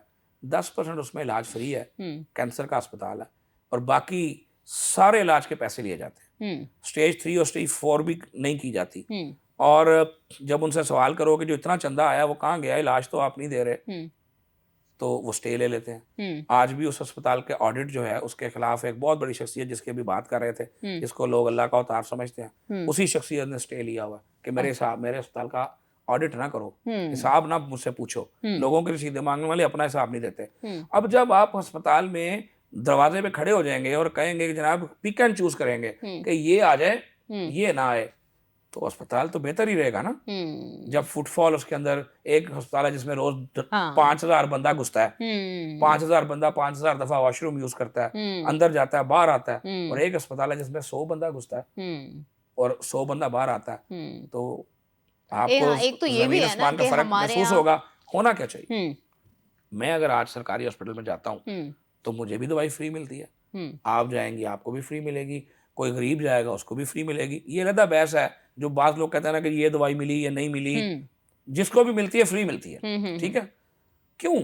वजह, मुझे तो फ्री नहीं मिलनी चाहिए, आपको भी फ्री नहीं मिलनी चाहिए। तो थोड़ा सा मैंने अपनी चीफ मिनिस्टर से भी कहा है, और वो भी इस बात की जो है वो मैं समझता हूँ कि दाई है। वो कहती हैं कि हॉस्पिटल्स जो हैं वो सेल्फ सस्टेनेबल होने चाहिए, और इनको इस निज़ाम पे चलना चाहिए कि एक अमीर आदमी अगर जाए तो वो पे करे, और एक गरीब आदमी अगर जाए तो उसको हुकूमत जो है उसको फ्री इलाज करके दे। तो हमें थोड़ा सा इस पे मजीद काम करना है। इंशाल्लाह ताला अस्पतालों के मामलात काफ़ी बेहतर होते जा रहे हैं, मजीद बेहतर होंगे। साथ साथ देखें, 2 किस्म के नुक्ता नज़र होते हैं। हमारी कौम, फिर मैं कौम कहता हूँ तो मुझे तकलीफ होती है, हमारे लोग, हम यहाँ से नहीं सोचते।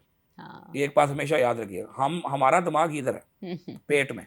जिसके पेट पे लात लगती है वो सही लगी है गलत लगी है वो चीज को बुरा कहता है, और जिसको फायदा होता है वो उसको अच्छा कहता है। अब दूसरा जिसकी नौकरी चले जाती है सिस्टम को अच्छा करने के चक्कर में, फॉर एग्जांपल वो गालियां देता है, बददुआएं देता है, मुझे भी देते हैं लोग, मैं अपने कमेंट्स पढ़ता हूँ, बड़े मैं हंसता भी हूँ, बाद में दुखी भी होता हूँ। लेकिन उस मामले के नतीजे में जो सिस्टम अच्छा हुआ, और उसमें अगर लोग मुस्तफीद हुए, देखिए हमने पॉलिसी जो बनानी है, चीफ मिनिस्टर ने जो पॉलिसी बनानी है, उसने चंद हज़ार लोगों को देख के नहीं बनानी, उसने पंजाब के 14 करोड़ आवाम, 15 करोड़ आवाम को देख के बनानी। तो जिस काम में पंजाब के 15 करोड़ आवाम का फायदा होगा उस काम की तरफ जाया जाएगा। तो हमें हॉस्पिटल्स को बिलाखिर सेल्फ सस्टेनेबल मॉडल पे लेके जाना है। फ्री का लंच जो है वो कहीं नहीं होता पूरी दुनिया में। लोग यहाँ टैक्स पे करते हैं, ठीक है, यहाँ फिर लोग पेमेंट करते हैं। हमें प्रॉब्लम ये है कि हम टैक्स पेयर नए नहीं मिलाते। हम वैसे बहुत कुछ दे देंगे, लेकिन हमें टैक्स नेट में आते हुए डर लगता है, हम अवॉइड करना चाहते हैं। तो मुल्क जो है वो चलते ही इस तरह हैं। अगर हम कहें कि हमने कुछ नहीं पे करना और मुल्क चलता रहे और मुल्क हमें पे बैक करता रहे, तो ऐसा नहीं हो सकता। अच्छा, दूसरा, अस्पतालों में रश का भी काफी मसला होता है, वक्त का ज़िया होता है, उसके ऊपर क्या बेहतरी लाई जा सकती है? मैं आज उन लोगों से ये सवाल पूछना चाहता हूँ कि जो कहते हैं जी सरकारी अस्पतालों में तो कुछ नहीं मिलता जी, ना दवाइयाँ मिलती है ना इलाज मिलता है, कहते हैं ना लोग, तो रश क्यों है फिर? अगर मिलता ही कुछ नहीं भाई तो लोग क्यों आते हैं? अब जिसको कुछ ना मिलता हो, देखें आज अगर आप यहाँ बाहर खड़े हो जाएं और 10 देगे खोलें और बांटना शुरू हो जाएं, आप आने वाले दिन में आपका रश बढ़ता रहेगा, ठीक है। एक दिन आप कहें जी कि बस अब हम देगे नहीं बांट रहे, लोग आएंगे, दूसरे दिन कहें जी हमने खत्म कर दिया, लोग आएंगे, तीसरे दिन लोग आएंगे, चौथे दिन लोग आना बंद कर देंगे क्योंकि जी आप तो दे ही नहीं कुछ रहे। तो अगर हम सरकारी अस्पतालों में डॉक्टर इलाज ही नहीं कर रहे, मरीजों को दवाई नहीं मिल रही, सब कुछ भी नहीं हो रहा, तो इतना रश क्यों बढ़ता जा रहा है? अब फैक्ट्स एंड फिगर से मैं बात करूंगा कि हर आने वाले दिनों में हमारे सरकारी अस्पतालों पर रश बढ़ रहा है। क्यों? डिमांड, जब आप किसी को कुछ देते हैं तो लोगों की तवक्का बढ़ती है। अब दिल का इलाज पहले सिर्फ चंद शहरों में होता था, बड़े बड़े 2 4 5 शहरों में। मरियम नवाज शरीफ साहबा की हुकूमत ने 16 शहरों में कैथ लैब्स लगाने के अमल का आगाज किया, जिसमें से 6 शहरों में लग चुकी हैं। इस वक्त जेलम में कामयाबी से दिल के स्टंट्स डाले जा रहे हैं और दिल के बाकाया प्रोसीजर्स किए जा रहे हैं। विहाड़ी में किए जा रहे हैं, कसूर में किए जा रहे हैं, उसके अलावा झंग में किए जा रहे हैं, ठीक है, और शहरों में किए जा रहे हैं, मियांवाली में किए जा रहे हैं। तो इस साल दिसंबर तक पंजाब के 16 अजला ऐसे होंगे जहाँ कैथ लैब्स लग जाएंगी। अच्छा। पहले लोग सिटी स्कैन कराने के लिए बड़े शहरों में आया करते थे। अब मरियम नवाज साहबा की हुकूमत ने हर शहर में सिटी स्कैन मशीन जो है वो लगवा दी हैं, हर शहर में MRI आ रही है। तो इन तमाम चीज़ों को अगर आप देखें, मरियम नवाज साहब चाहती हैं कि हर शहर के लोग, उनको इलाज उनकी दहलीज पे मिले और उनको बहुत बड़ी मुसीबत के अलावा किसी बड़े शहर का रुख ना करना बड़े शहर का रुख ना करना पड़े। जाहिर सी बात है, जब इंसान बीमार होता है उसकी फैमिली भी बहुत ज़्यादा परेशान होती है, टेंशन में होती है, तो जितनी फैसिलिटीज़ उसको उसके करीब मिल सकती हैं उससे बेहतर नहीं कुछ हो सकता। अच्छा, फ्यूचर में क्या प्लान्स हैं, क्या बेहतरी लाएंगे सेहत के शोबे में आप? देखें, अगर मैं अपनी चीफ मिनिस्टर की बात करूं तो मेरी चीफ मिनिस्टर का पैशन है कि वो सेहत पे और एजुकेशन पे काम करें, और उनका बस चले तो वो सारे वसाइल जो है वो सेहत और एजुकेशन पे लुटा दें, और उन्होंने माजी में करके दिखाया। देखें, कोई सोच नहीं सकता था कि हमारी बहुत सारी बहनें बेटियां ऐसी थीं कि जो कभी अपने इलाज के लिए नहीं जाया करती। हमारी औरत का प्रॉब्लम यह है कि उसके अंदर एक चीज़ कूट कूट के बढ़ रही है जिसको सेक्रीफाइस कहते हैं। हाँ। वो अपने बेटे के लिए जाएगी, वो अपने शोहर को लेकर जाएगी, वो अपने वालिद वालिदा को लेकर जाएगी, इवन सास ससुर को भी लेकर जाएगी, अपने लिए बहुत काम जाती है। अपने लिए बात। वक्त कहती है वक्त नहीं है मेरे पास, लेकिन ऐसी बेटियां, ऐसी बहनें, ऐसी माएँ जो अपने लिए नहीं जाती थी, आज क्लिनिक ऑन व्हील्स के थ्रू, आज मोबाइल फील्ड हॉस्पिटल्स के थ्रू, उनके गली में, उनके मोहल्ले में, उनके डोर स्टेप पे जब तमाम चीज़ें चल के जाती हैं और उनको कहा जाता है कि आएँ घर से बाहर, आपकी गली में इस वक्त डॉक्टर्स मौजूद हैं, दवाइयाँ मौजूद हैं, अपना चेकअप करवा लें, तो यकीन करें आप, यू विल बी एस्टोनिश्ड कि हमने 2.5 करोड़ लोगों का अल्हम्दुलिल्लाह आज की तारीख तक मरियम नवाज साहबा की हुकूमत ने 2.5 करोड़ लोगों को ना सिर्फ उनके डोर स्टेप पे इलाज दिया है, बल्कि उनको अद्वियात दी हैं, उनको फैमिली प्लानिंग सर्विसेज दी हैं। इवन न्यूट्रिशन के ऊपर कभी काम नहीं हुआ था, तो न्यूट्रिशन की जो सर्विसेज हैं, जो स्टंटेड ग्रोथ हमारी हो रही है, जो हमारे एडोलसेंट गर्ल्स वाला इशू आ रहा है, जो वैक्सीनेशन का मामला अल्हम्दुलिल्लाह हमने रिजॉल्व किया है इन क्लिनिक्स ऑन व्हील्स के जरिए, इन मोबाइल फील्ड हॉस्पिटल के जरिए, गलियों गलियों, करिया करिया, कूचा कूचा में पहुंचे हैं। और आज पंजाब का EPI रेट अल्हम्दुलिल्लाह मैच नहीं है किसी और सूबे के साथ, 92% को क्रॉस करता आपको नजर आ रहा है अल्हम्दुलिल्लाह। लास्ट 3 मंथ से पूरे पंजाब के एनवायरमेंटल सैंपल पोलियो के वजह वो टोटल नेगेटिव हैं, और अल्हम्दुलिल्लाह पंजाब पूरा ग्रीन में है। तो ये वो खामोश इनकलाब है जो मरियम नवाज लेकर आ रही हैं, और हम इंशाल्लाह ताला इसको मजीद आगे बढ़ाएंगे। आप जैसे आप देख रहे हैं, मैंने आपको कहा कि हर शहर में कैथ लैब लगेगी, हर शहर में सर्जरी की फैसिलिटीज़ जो है वो मिलेंगी, और 2,500 मरियम नवाज हेल्थ क्लिनिक्स नाम से आपको किसी को इतराज़ हो सकता है, लेकिन उनके काम से इतराज़ नहीं हो सकता। बिल्कुल, मरियम नवाज हॉस्पिटल्स, और उसके साथ साथ जो आप देखें कि नवाज शरीफ कैंसर केयर, इतनी देर में तो कनाल का घर नहीं बनता जितनी देर में मरियम नवाज ने इतना बड़ा स्टेट ऑफ द आर्ट मनसूबा बना दिया है। और अभी भी मैंने मकसद कहने का है कि जो जेलसी करते हैं या जिनको नाम नहीं पसंद, वो ठीक है, उनकी मर्जी है भाई, लेकिन बात ही है कि मुकाबला जब भी होगा ना, कारकर्दगी से होगा। आप हैंडसम करके मुकाबला नहीं करते, अगर हैंडसम करके मुकाबला करना है तो फिर मरियम नवाज से ज़्यादा हैंडसम कोई नहीं है। तो वो हैंडसम वालों को भी सोचना चाहिए कि हमारा ब्रांड भी अब बड़ा हैंडसम है। डेफिनेटली मरियम नवाज की खूबसूरती भी और उनकी जो ड्रेसिंग स्टाइल है, मुझे भी उनका वाकई बहुत अच्छा लगता है, बड़ा कमाल का है उनका ड्रेसिंग स्टाइल। लेकिन ये है कि मरियम नवाज, जैसे कि ख्वाजा साहब ने जिक्र किया, एक खातून ही खातून का दर्द बहुत बेहतर तरीके से समझ सकती है कि जिस तरह से वो फैसिलिटीज़ दे रही हैं ख़वातीन के लिए, कि जो ख़वातीन घर से बाहर निकल कर अपना टेस्ट तक कराने के लिए नहीं जाती थी, अब उनको डोर स्टेप स्टेप पर ये फैसिलिटीज़ मिलेंगी। ज़ाहिर सी बात है जितनी अच्छी फैसिलिटीज़ होंगी, जितनी कौम के लिए हम अपने लोगों के लिए आसानियाँ पैदा करेंगे उतना ही अच्छा है। और मरियम नवाज़ बहुत से इक़दामात कर भी रही हैं। ख्वाजा साहब ने ज़िक्र भी किया, आपसे बात भी हुई ख्वाजा साहब, आपका बहुत-बहुत शुक्रिया। आपने अपना कीमती वक़्त दिया। सवाल का अफ़सोस रहेगा, अभी बहुत से सवाल मेरे रह गए कोई थे। नहीं, आप मुझे फिर बुला लीजिएगा। ज़रूर आपके साथ एक और नशीद ज़रूर श्योर, श्योर। रखेंगे। नाज़रीन अभी हम जाते हैं एक छोटी-सी ब्रेक पे, ब्रेक से वापस आएँगे तो नए मेहमान का आपसे तारुफ़ करवाएँगे। हमारे साथ रहिएगा।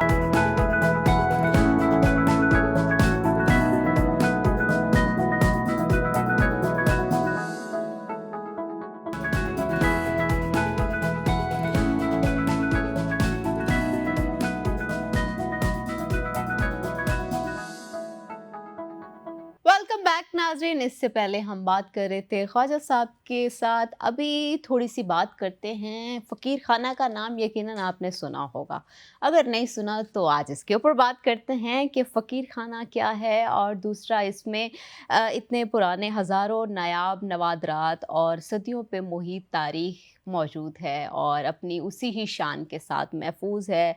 उसमें मखतूतात हैं और तहाइफ़ और सदियों पे यकीनन जब तारीख़ महफूज हो तो सब जानना चाहते हैं। जब हम हिस्ट्री में जाते हैं तो बड़ा कनेक्ट करते हैं चीज़ों के साथ। जब हम पढ़ते हैं तो अलग ही बात होती है, लेकिन जब हम सामने से कुछ देखते हैं तो वो एक माइंड में पिक्चर सी बन जाती है कि अच्छा ये ऐसे था, ये वैसे था। तो हज़ारों ख़यालात आने लगते हैं, बहुत सी बातें सोचने लगते हैं। जनूबी एशिया के सबसे बड़े निजी म्यूज़ियम के तौर पर भी ये पहचाना जाता है। आज हम बात करेंगे इसके ऊपर। हमारे साथ फ़कीर सैफुद्दीन, डायरेक्टर फ़कीर खाना म्यूज़ियम मौजूद हैं। सर आपको वेलकम करते हैं। Thank you very much for inviting me here. और मैं आपका और रूही चैनल का शुक्रगुजार हूँ कि जिसने ये मौका दिया कि अपने आप को इंट्रोड्यूस करा सकूँ और आपसे मुलाकात हुई। बड़ी खुशी हो रही है मुझे। Thank you, thank you. कैसे हैं आप? अल्हम्दुलिल्लाह, अल्लाह का बड़ा करम है। अच्छा, कैसे सुबह-सुबह का आगाज़ किस तरह से करते हैं? अरे हमारे यहाँ अज़ानों से सुबह हो जाती है, हाँ। बल्कि हम कहें कि दून शहर में लोग सोते ही नहीं है क्या। हाँ, तो नाश्ते बनना शुरू हो जाते हैं। और नाश्ते, अगर आप घर में बैठे हो तो आपको स्मेल आती है खुशबू। हलवा पूड़ी की और वो गरम गरम पकवानों की और हाँ, नाश्ते और मुर्ग चने और फिर एक हाँ, हलवा अंदरून के नाश्ते तो वैसे ही फ़ेमस ऐसे बहुत ही ज़्यादा हैं। ऐसे ही है जी। सुबह का आगाज़ बस नमाज के बाद बस यही अच्छा, इसी तरह से। मकामी अच्छा, नाश्ता नाश्ता। और ये सब। आपको और बड़े मज़े की बात बताऊँ कि अंदरून शहर में काफ़ी कम ही ऐसे घराने होंगे जो सुबह नाश्ता घर से पकाते होंगे। अच्छा, तो हमारे यहाँ तो एक रिवाज है कि हाँ। नाश्ते बाज़ार के। नाश्ते बाज़ार के।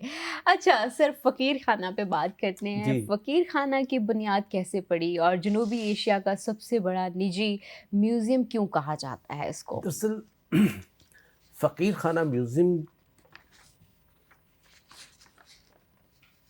I am the 7th generation living in that museum. अच्छा। ये शुरुआत होती है हमारे बुज़ुर्गों से। हुँ, ये लाहौर तशरीफ़ लाए और फिर लाहौर में इन्होंने एक अपना हॉस्पिटल कायम किया, अच्छा। एक पब्लिशिंग हाउस बनाया हुँ, और उस अस्पताल का नाम रखा इन्होंने दारुल शिफा। हुँ। बेसिकली कहाँ से ताल्लुक़ था पीछे, इंडिया? नहीं, कतई नहीं जी, इधर उच्च शरीफ अच्छा, जलालुद्दीन सुरपो शेर शाह हैदर की हम औलाद हैं। ओके। उनकी एक फैक्शन हुँ, ख़ानदान हुँ। चूनिया के बाद हो गया था। अच्छा, फिर चूनिया के बाद फिर मेरे एक बुज़ुर्ग 1730 में लाहौर में आए थे। अच्छा। तो 1730 में जब लाहौर में आए तो उनको यहाँ पे नौकरी की गर्ज से आए, तो उनके दोस्त की वसात से लाहौर फोर्ट के अंदर हुँ, मीर मुंशी हुँ। की नौकरी मिली। अच्छा। पढ़े लिखे लोग थे। हुँ, तो मीर मुंशी से मुराद है चीफ अकाउंटेंट। हुँ, तो 1739 में हुँ, लाहौर लाहौर एक सदमा देखता है हुँ। कि नादिर शाह अफशार अटैक करता है पंजाब पे हुँ, और लाहौर को लूट जाता है। हुँ, तो 1739 के बाद कोई तकरीबन 60 साल का ये दौर है हुँ, जो बड़ा डिप्रेशन का दौर था लाहौर पे। हुँ। तो नादिर शाह अफशार जिस तरह इसने लूट मार की और फिर लाहौर को लूटने के बाद ये फिर दिल्ली की तरफ जाता है। हुँ, तो करनाल के मकाम पे इसकी जंग होती है अच्छा। मुग़लों से।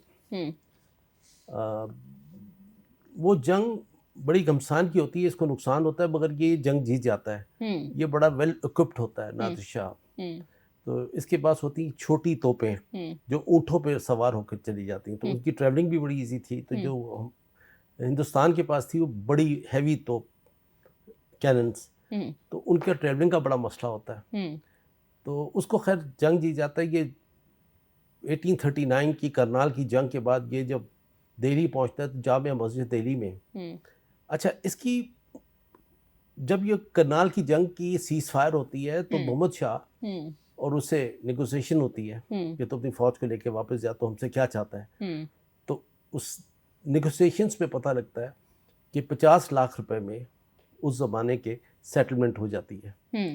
मगर एक गद्दार ने जो वज़ीर था मुग़लों का, उसने उसके कान में कह दिया कि तू 50 लाख रुपए मान गया यहाँ पर, अगर तू दिल्ली जाता तो शायद ये तुझे 50 करोड़ भी मिल सकता था। अच्छा। तो नादिर शाह सोचता है कि मेरे से तो ज़्यादती हो गई है, 50 लाख पे मैं मान गया हूँ। इसने उस एग्रीमेंट को कैंसिल किया और दिल्ली की तरफ चलता है। और जब दिल्ली पहुँचता है तो ये अपना पड़ाव जामिया मस्जिद दिल्ली में रखता है। अच्छा। और अब यकीन जो चांदनी चौक के ऊपर, और वहाँ पर ये म्यान से तलवार निकालता है और उसकी फ़ौज इतनी ट्रेंड होती है कि जब तक ये तलवार म्यान में नहीं जाती तो वो कत्ले आम करेगा। अच्छा।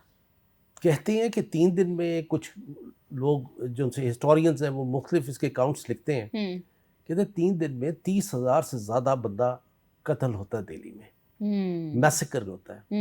तो उस मैसेकर के बाद ये नादिर शाह दौरान ये मोहम्मद शाह, जिसको मोहम्मद शाह रंगीला भी कहते हैं, मोहम्मद शाह नंगे पाँव चल के इसके पास, क्योंकि ईरानी नस्ल है। अच्छा। और ईरान में एक बड़ी खूबसूरत रवायत, बड़ी कदीम उनकी रवायत है कि अगर कोई नंगे पाँव और नंगे सर चल के किसी के पास हाजत रवाई के लिए जाता है तो वो लाजमी उसको मानना पड़ता है। अच्छा। तो ये लाल किला दिल्ली से नंगे पाँव चल के मोहम्मद शाह के पास पहुंचते हैं। अच्छा। मोहम्मद शाह चल के नादिर शाह के पास पहुंचता है, उसको दुआई देता है कि इस मैसेकर को रोक। तो उसके इव्स सोना, चांदी, हीरे, जवाहरात, सिल्क, कपड़े, ज़रूफ, अच्छा, कीमती चीज़ें लूटता है, जिसकी बालियत उस ज़माने में 20 करोड़ रुपया बताते हैं। तो कहते हैं he collected 69 camel cots full of gold, silver, jewellery, copper, मुख्तलिफ धातें, मुख्तलिफ चीज़ें का लेके ये जब वापस जाता है तो कई साल तक फिर टैक्स नहीं लगाता आवाम पे, वो अमीर हो जाता है। हमें लूट किस तरह किया। अच्छा। तो ये लाहौर को लूटना, दिल्ली में मैसेकर करना, ये हमारी तारीख के हिस्से हैं। वो जो मरता है, लाहौर खबर आती है गालिबन 1746 में इसकी डेथ होती है। और लाहौर खबर आती है तो लाहौर में खुशी के चरागे जलाए जाते हैं कि शुक्र है एक ज़ालिम और फासिक से हमारी जान छूटी। अच्छा। उसके बाद क्या होता है कि उसी का एक सिपा सलार जो उससे भी ज़्यादा तेज़ और बड़ा शरूर होता है, वो बादशाह बन जाता है। उसका नाम है अहमद शाह अब्दाली। उसको पैसे की ज़रूरत होती है तो चल भाई लाहौर ही चलें। तो वो अपनी फ़ौज को लेके लाहौर आता है और लाहौर वाले कहते हैं जी हम तो लूटे पुटे गए हैं, हमारी बेसिक तलाशियाँ ले लो, सब कुछ कर लो, तो तुम लाहौर आके क्या करोगे। खैर कहते नहीं, हम हुक्मरानी करेंगे तुम पे। तो वो 6 महीने के लिए लाहौर में हुक्मरानी, ये सर्दियों में आते थे और सर्दियों में हमारी गंदम की फसल तैयार होती, वो हमारी फसल काट के चले जाते थे। फिर ये दिल्ली भी गया। फसल तो गर्मियों में नहीं गंदम की तैयार होती, सर्दियों में तैयार होती है। हाँ। और मार्च अप्रैल में काट के मानसून से पहले पहले ही वापस चले जाते थे। अच्छा, क्योंकि मानसून में दरिया चढ़ के दरिया में पानी तेज होता है और ऊंचा होता है, तो जो सर्दियों में पानी नीचे होता है तो ये 5 दरिया ऐसे क्रॉस करके यहाँ पहुँचते थे। ओके, अच्छा। सो फसल काट के चले जाते। उस ज़माने में एक अखान बनी थी, अखान कहते हैं फोकलोर। उस ज़माने में लोग कहते थे कि खादा पीता लाइदा, जो खाओगे पियोगे वो आपके अंदर उतर जाएगा, बाकी अहमद शाहीदा, जो बचेगा अहमद शाह उठा के ले जाएगा। तो बड़े मजालिम देखे लाहौर ने, और लाहौर की आबादी घट के इनके मजालिम से 45% रह गई थी। अच्छा। लोग नकल मकानी कर गए थे, दूर दराज इलाकों में अपने बीवी बच्चों को लेकर वहाँ पे जाके आबाद हो गए थे। तो ये लाहौर ये तमाम 60 साल का दौर फ़कीर मेरे ख़ानदान ने बड़े करीब से देखा, और सम ऑफ दी अदर वो सरवाइव किया उन्होंने उस दौर में। और अच्छा। सरवाइव का मकसद सिर्फ ये था कि ये हकीम थे, डॉक्टर्स थे उस ज़माने के, और फार्मेसी इनकी अपनी थी, इनका अस्पताल था। तो ये जो फ़ौजें आती थी तो उनको इलाज की ज़रूरत पड़ती थी। अच्छा। तो इलाज के लिए कोई और जगह नहीं थी सिवाय दारुल शिफा के। तो some of the other this family survived in this depression. और इन्होंने जो आपने कहा था फ़कीर खाना शुरू कैसे हुआ, इन्होंने शफा खाना के साथ एक मदरसा भी खोला था बहुत बड़ा, जिसमें 400 बच्चों के बोर्डिंग और लॉजिंग की फैसिलिटी, और उस मदरसे के साथ एक इन्होंने पब्लिशिंग हाउस खोला था। अच्छा। अब आप याद रखिए कि पुराने ज़माने में हमारे पास प्रेसेस नहीं थे। प्रेस हिंदुस्तान में 1852 में आया। तो उस ज़माने में जो किताब थी, जो कुतुब थी, बड़ी इम्पोर्टेंट किताब, बड़ी मुश्किल हासिल होती थी, तो किताबों को लिखवाया करते थे। सो दे हैव कलेक्टेड 10,000 मैन्युस्क्रिप्ट्स, 10,000 से ज़्यादा कीमती किताबें उन्होंने इकट्ठी की, और that is the beginning of फ़कीर खाना म्यूज़ियम। अच्छा, इस पर हम बात करते हैं। अभी मुझे ब्रेक के लिए कहा जा रहा है नाज़रीन, अभी हम जाते हैं एक छोटी सी ब्रेक पे, कहीं मत जाइएगा, हमारे साथ रहिएगा।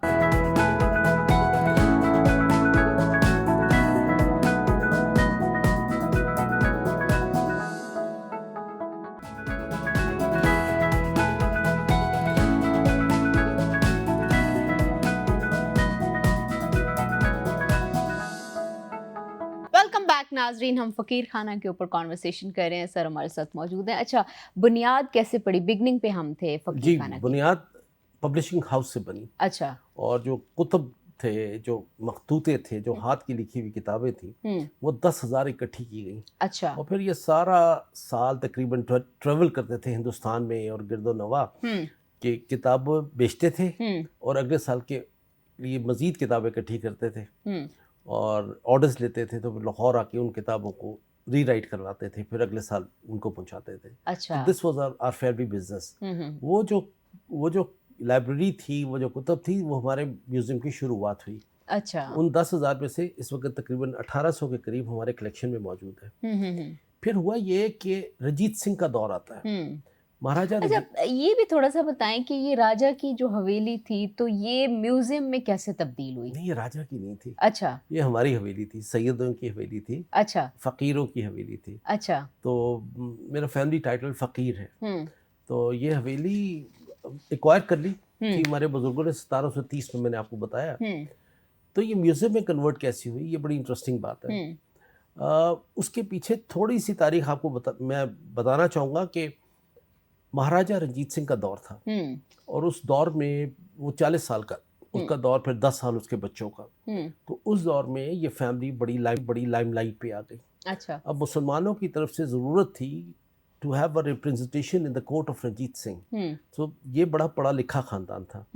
तो इस ख़ानदान के लोगों ने महाराजा रंजीत सिंह को ज्वाइन किया। ये 3 भाई थे। सबसे बड़े का नाम था फ़कीर सैयद अजीज़ुद्दीन साहब। अच्छा। दूसरे का नाम था फ़कीर सैयद इमामुद्दीन, और तीसरे का नाम था फ़कीर Syed Nooruddin.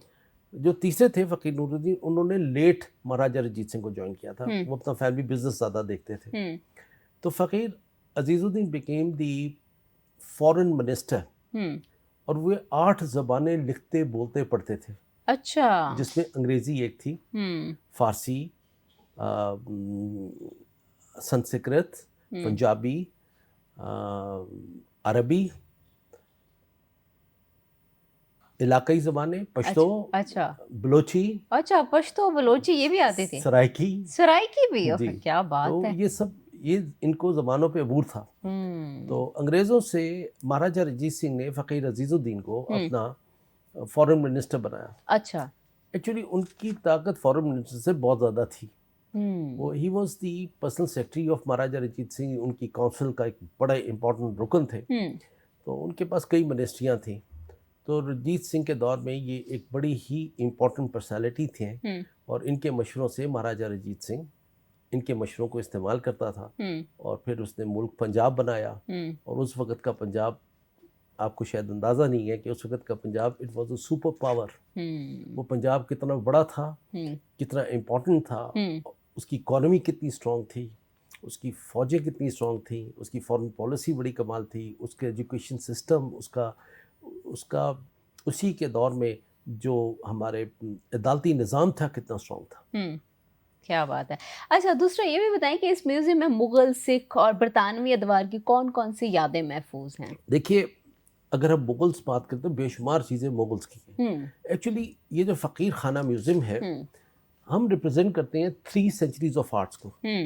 18th century, 19th and 20th century, ज़्यादा चीज़ें 19th सेंचुरी की हैं। जब when we talk about 19th century, it's Punjab, Lahore Darbar, Maharaja Ranjit Singh, उसकी पर्सनल बिलोंगिंग्स, उसके तोहफे, उसके तोहफ़। और 18th सेंचुरी से हम जब कहते हैं तो उसमें बेशुमार मिनिएचर्स हैं जो 18वीं सदी ईस्वी की हैं। तो we have a beautiful collection on miniature paintings. अच्छा।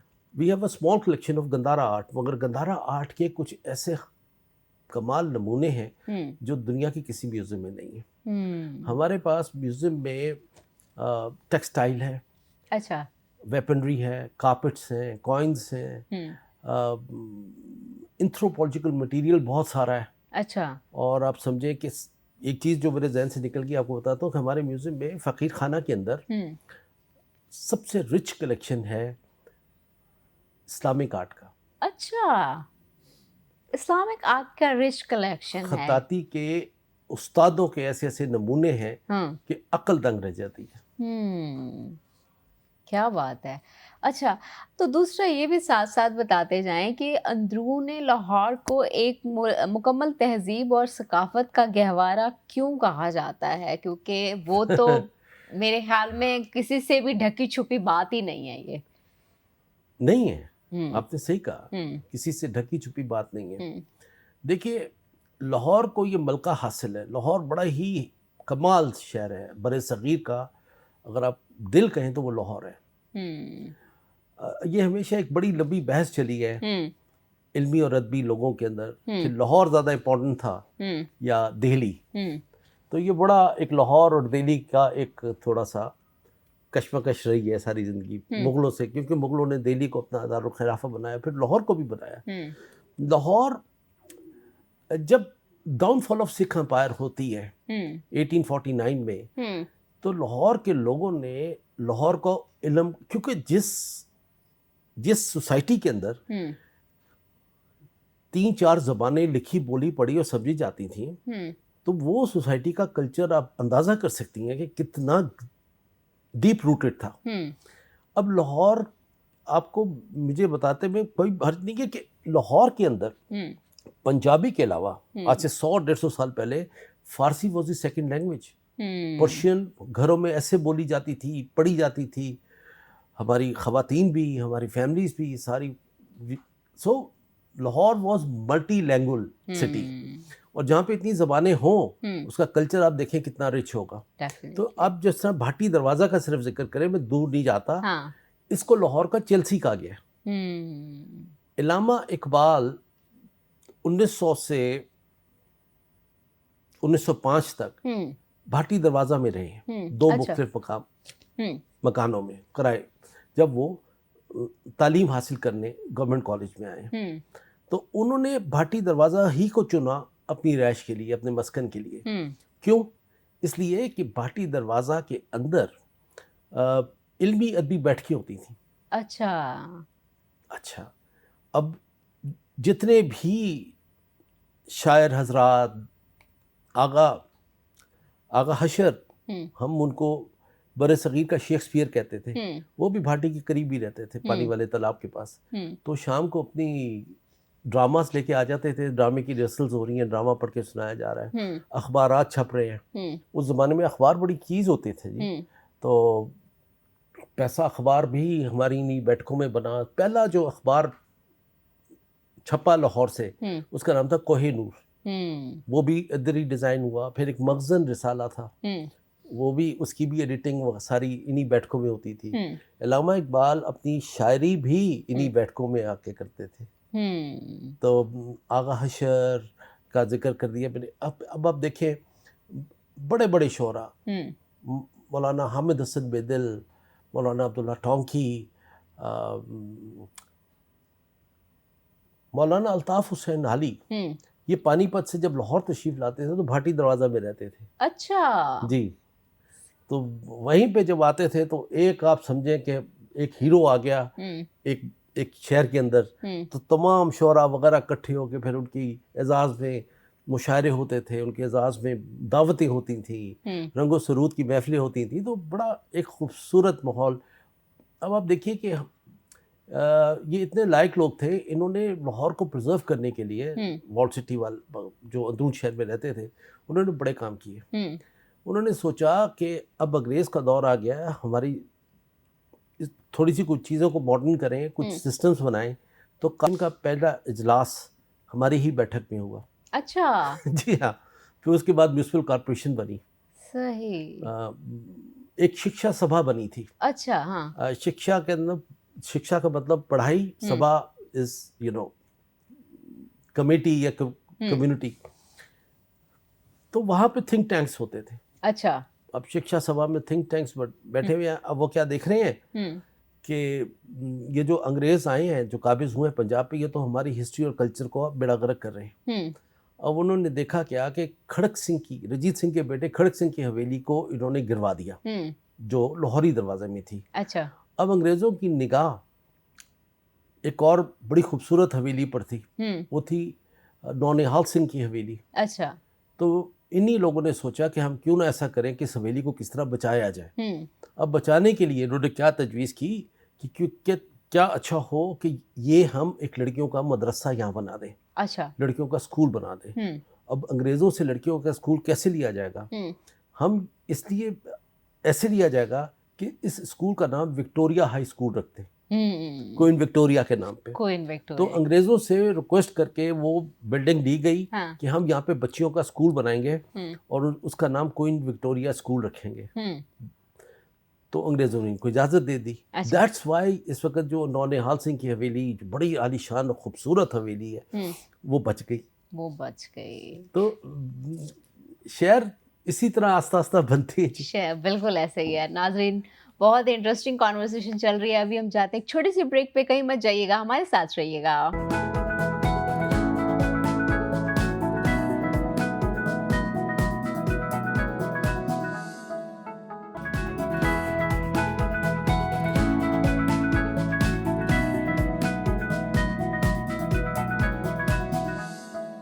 वेलकम बैक नाजरीन, हम फ़कीर खाना के ऊपर बात कर रहे हैं। अच्छा सर, ये भी बताएं कि फ़कीर बिरादरान जो हैं, उनका रंजीत सिंह के सबसे काबिल एतमाद रहनुमा कैसे बने? अपनी काबिलियत से, ऑनेस्टी से, मेहनत से और अपनी काबिलियत से। जिस तरह मैंने आपको पहले अर्ज किया, ये तीनों भाई बड़े काबिल थे, साहिब दीवान शायर भी थे, और इतने काबिल थे कि ये, और डिप्लोमेट बड़े कमाल थे। अच्छा। डिप्लोमेसी इनकी कमाल थी।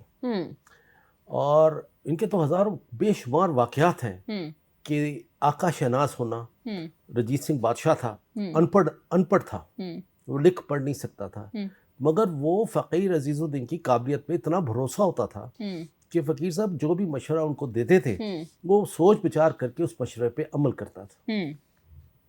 तो ये अपनी काबिलियत से ही इन्होंने पंजाब के, आप समझे, दे वर वन ऑफ द पिलर्स। महाराजा रंजीत सिंह के दरबार के बड़े इंपॉर्टेंट पिलर थे। रंजीत सिंह की कमाल बात है कि उसके दरबार में जो सिपा सलार था वो हिंदू था। अच्छा। दीवान मोहकम चंद उसका नाम था। उसको टाइटल दिया था फतेह नसीब, दीवान मोहकम चंद। अच्छा। वो कमांडर इन चीफ था। मगर जितने भी सिख सरदार थे जो रंजीत सिंह के साथ जुड़ते गए, वो जनरल्स बनते गए। उसके एक जनरल का नाम था देसा सिंह मजेठिया, और बड़ा कमाल जनरल था। ये मजेठिया एक इलाका है यहाँ पे हमारे अमृतसर के पास, बहुत बड़ा इलाका, और उसको इतनी मराद दी हुई थी कि वो second in command. Hari Singh Nalwa बहुत बड़ा जनरल था। मान सिंह बहुत बड़ा जनरल था। इसी तरह नदान सिंह पंचहत्था, वो भी बड़ा कमाल दलेर इंसान था। हम्म, फूला सिंह अकाली, बड़ा कमाल। तो हजारों, इनके कई 100 हाँ नाम हैं जी। बिल्कुल ऐसे। अच्छा सर, मुझे अभी तक सबसे ज्यादा सस्पेंस इस बात पे आ रहा है कि बाल के ऊपर बनी हुई पेंटिंग ये ये क्या बाल चीज है? के ऊपर नहीं, हम्म। बाल से बनी हुई अच्छा, पेंटिंग। बाल से बनी हुई पेंटिंग। एक बाल से बनी हुई पेंटिंग। अच्छा। वो एक हमारे बहुत बड़े आर्टिस्ट गुजरे हैं हम्म। जो बहादुर शाह जफर के दरबार में थे। उनका हम्म। नाम था गुलाम अली। हम्म। हमारे आर्ट हिस्टोरियंस ने लिखा है हम्म। कि गुलाम अली इतना खूबसूरत काम करते थे हम्म।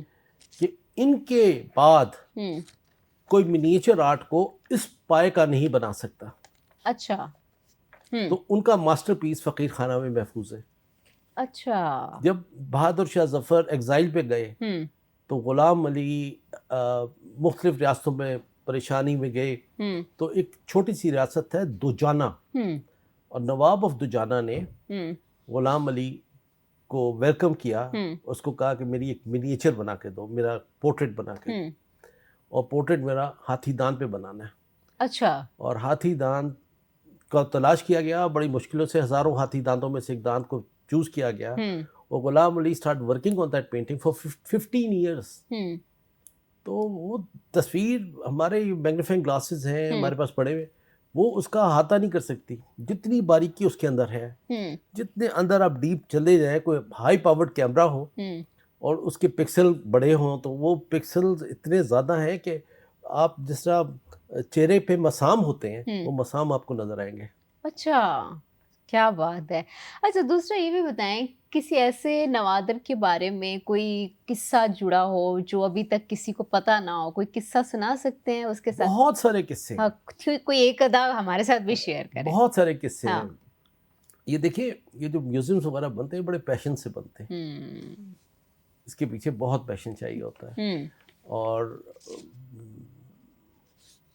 हर चीज़ के पीछे एक कहानी है। हम्म। हर मिनिएचर की कहानी है, हर आइटम की कहानी है, हम्म। हर चीज़ की कहानी है।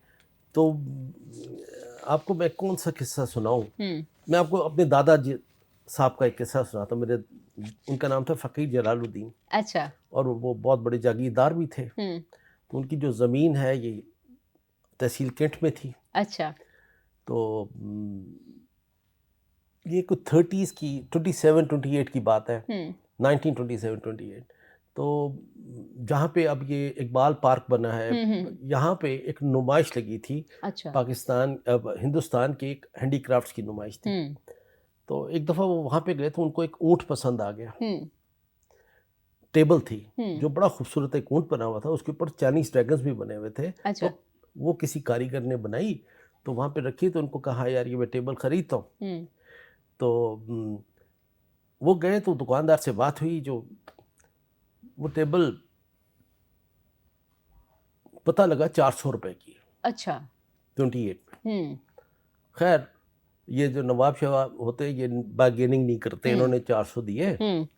मगर टेबल उठाने की अभी इजाज़त नहीं थी क्योंकि नुमाइश ने हफ्ता चलना था। अच्छा। तो नुमाइश ख़त्म होगी तो टेबल चली जाएगी। हम्म।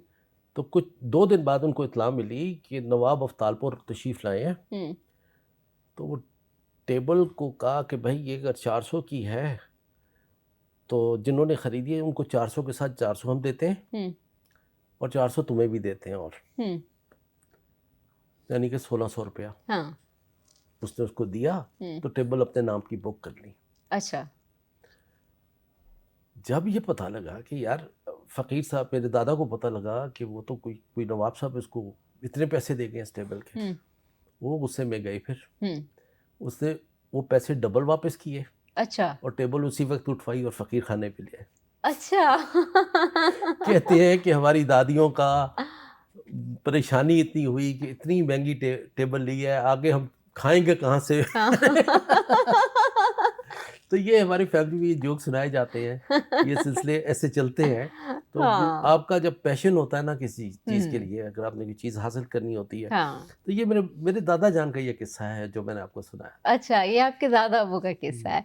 अच्छा, सदियों पुराने जो नवादरात हैं, तो उनको महफूज रखने के लिए मुश्किलात आती हैं बहुत क्योंकि सारी। मौसम का भी इफेक्ट। देखिए, मौसम मौसम के असरात है। आजकल जिस तरह सबसे बड़ा मसला हमारे यहाँ नमी का है, हम्म हब्स है, नमी है इतनी ज़्यादा, हम्म तो तस्वीरों को खोलना, साफ करना, तस्वीर दीवार से लगी हुई है तो वो फंगस लग जाती है पीछे, हम्म तो उसको हम खास ख्याल रखते हैं इन चीज़ों का। हम्म अभी मेरा रिनोवेशन शुरू होने वाली है, अभी हम लोगों ने सारे म्यूज़ियम को उतारना है, अच्छा, चेंज करना, तो तो उससे तो और भी बड़ा ज़्यादा बड़ा चीज़ें काम बड़ी करना पड़ता है। काम करना पड़ता है, और बड़ा देख देख के एक एक चीज़ को एंड। देखिए, मुझे अक्सर ये सवाल होता है, इसका मैं आपको एक बड़े मज़े का जवाब दूँ। हम्म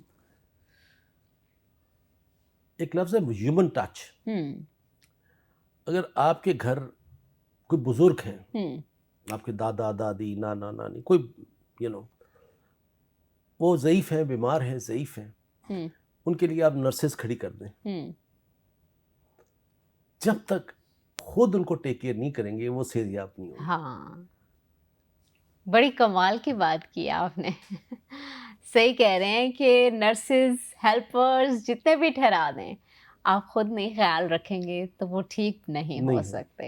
ये बड़े बारीकी से आपने वाकई बड़ी गहरी बात की आपने। अच्छा, तो दूसरा ये भी बताएं कि अक्सर हम देखते हैं क्या कोई ऐसी चीज़ें हैं जो अभी तक भी लोगों की नज़रों से ओझल रह गई हों? मेरी अपनी नज़रों से बड़ी चीज़ें ओझल हैं। अच्छा। जी, कोई कोई पिछले दिनों मैं सफाई कर रहा था तो मेरे आर्काइव्स में से हाँ। मैं क्या देखता हूँ हुँ। कि खत नाखून एक होता है, अच्छा। वो अंगूठे का नाखून का कलम बना लेते थे अच्छा। और कागज़ के ऊपर इतनी महारत से फिरते थे। इसके ऊपर बात करते हैं। अभी जी, मुझे ब्रेक के लिए कहा जा रहा है। ठीक। नाज़रीन, अभी हम जाते हैं एक छोटी-सी ब्रेक पे, कहीं मत जाइएगा, हमारे साथ रहिएगा।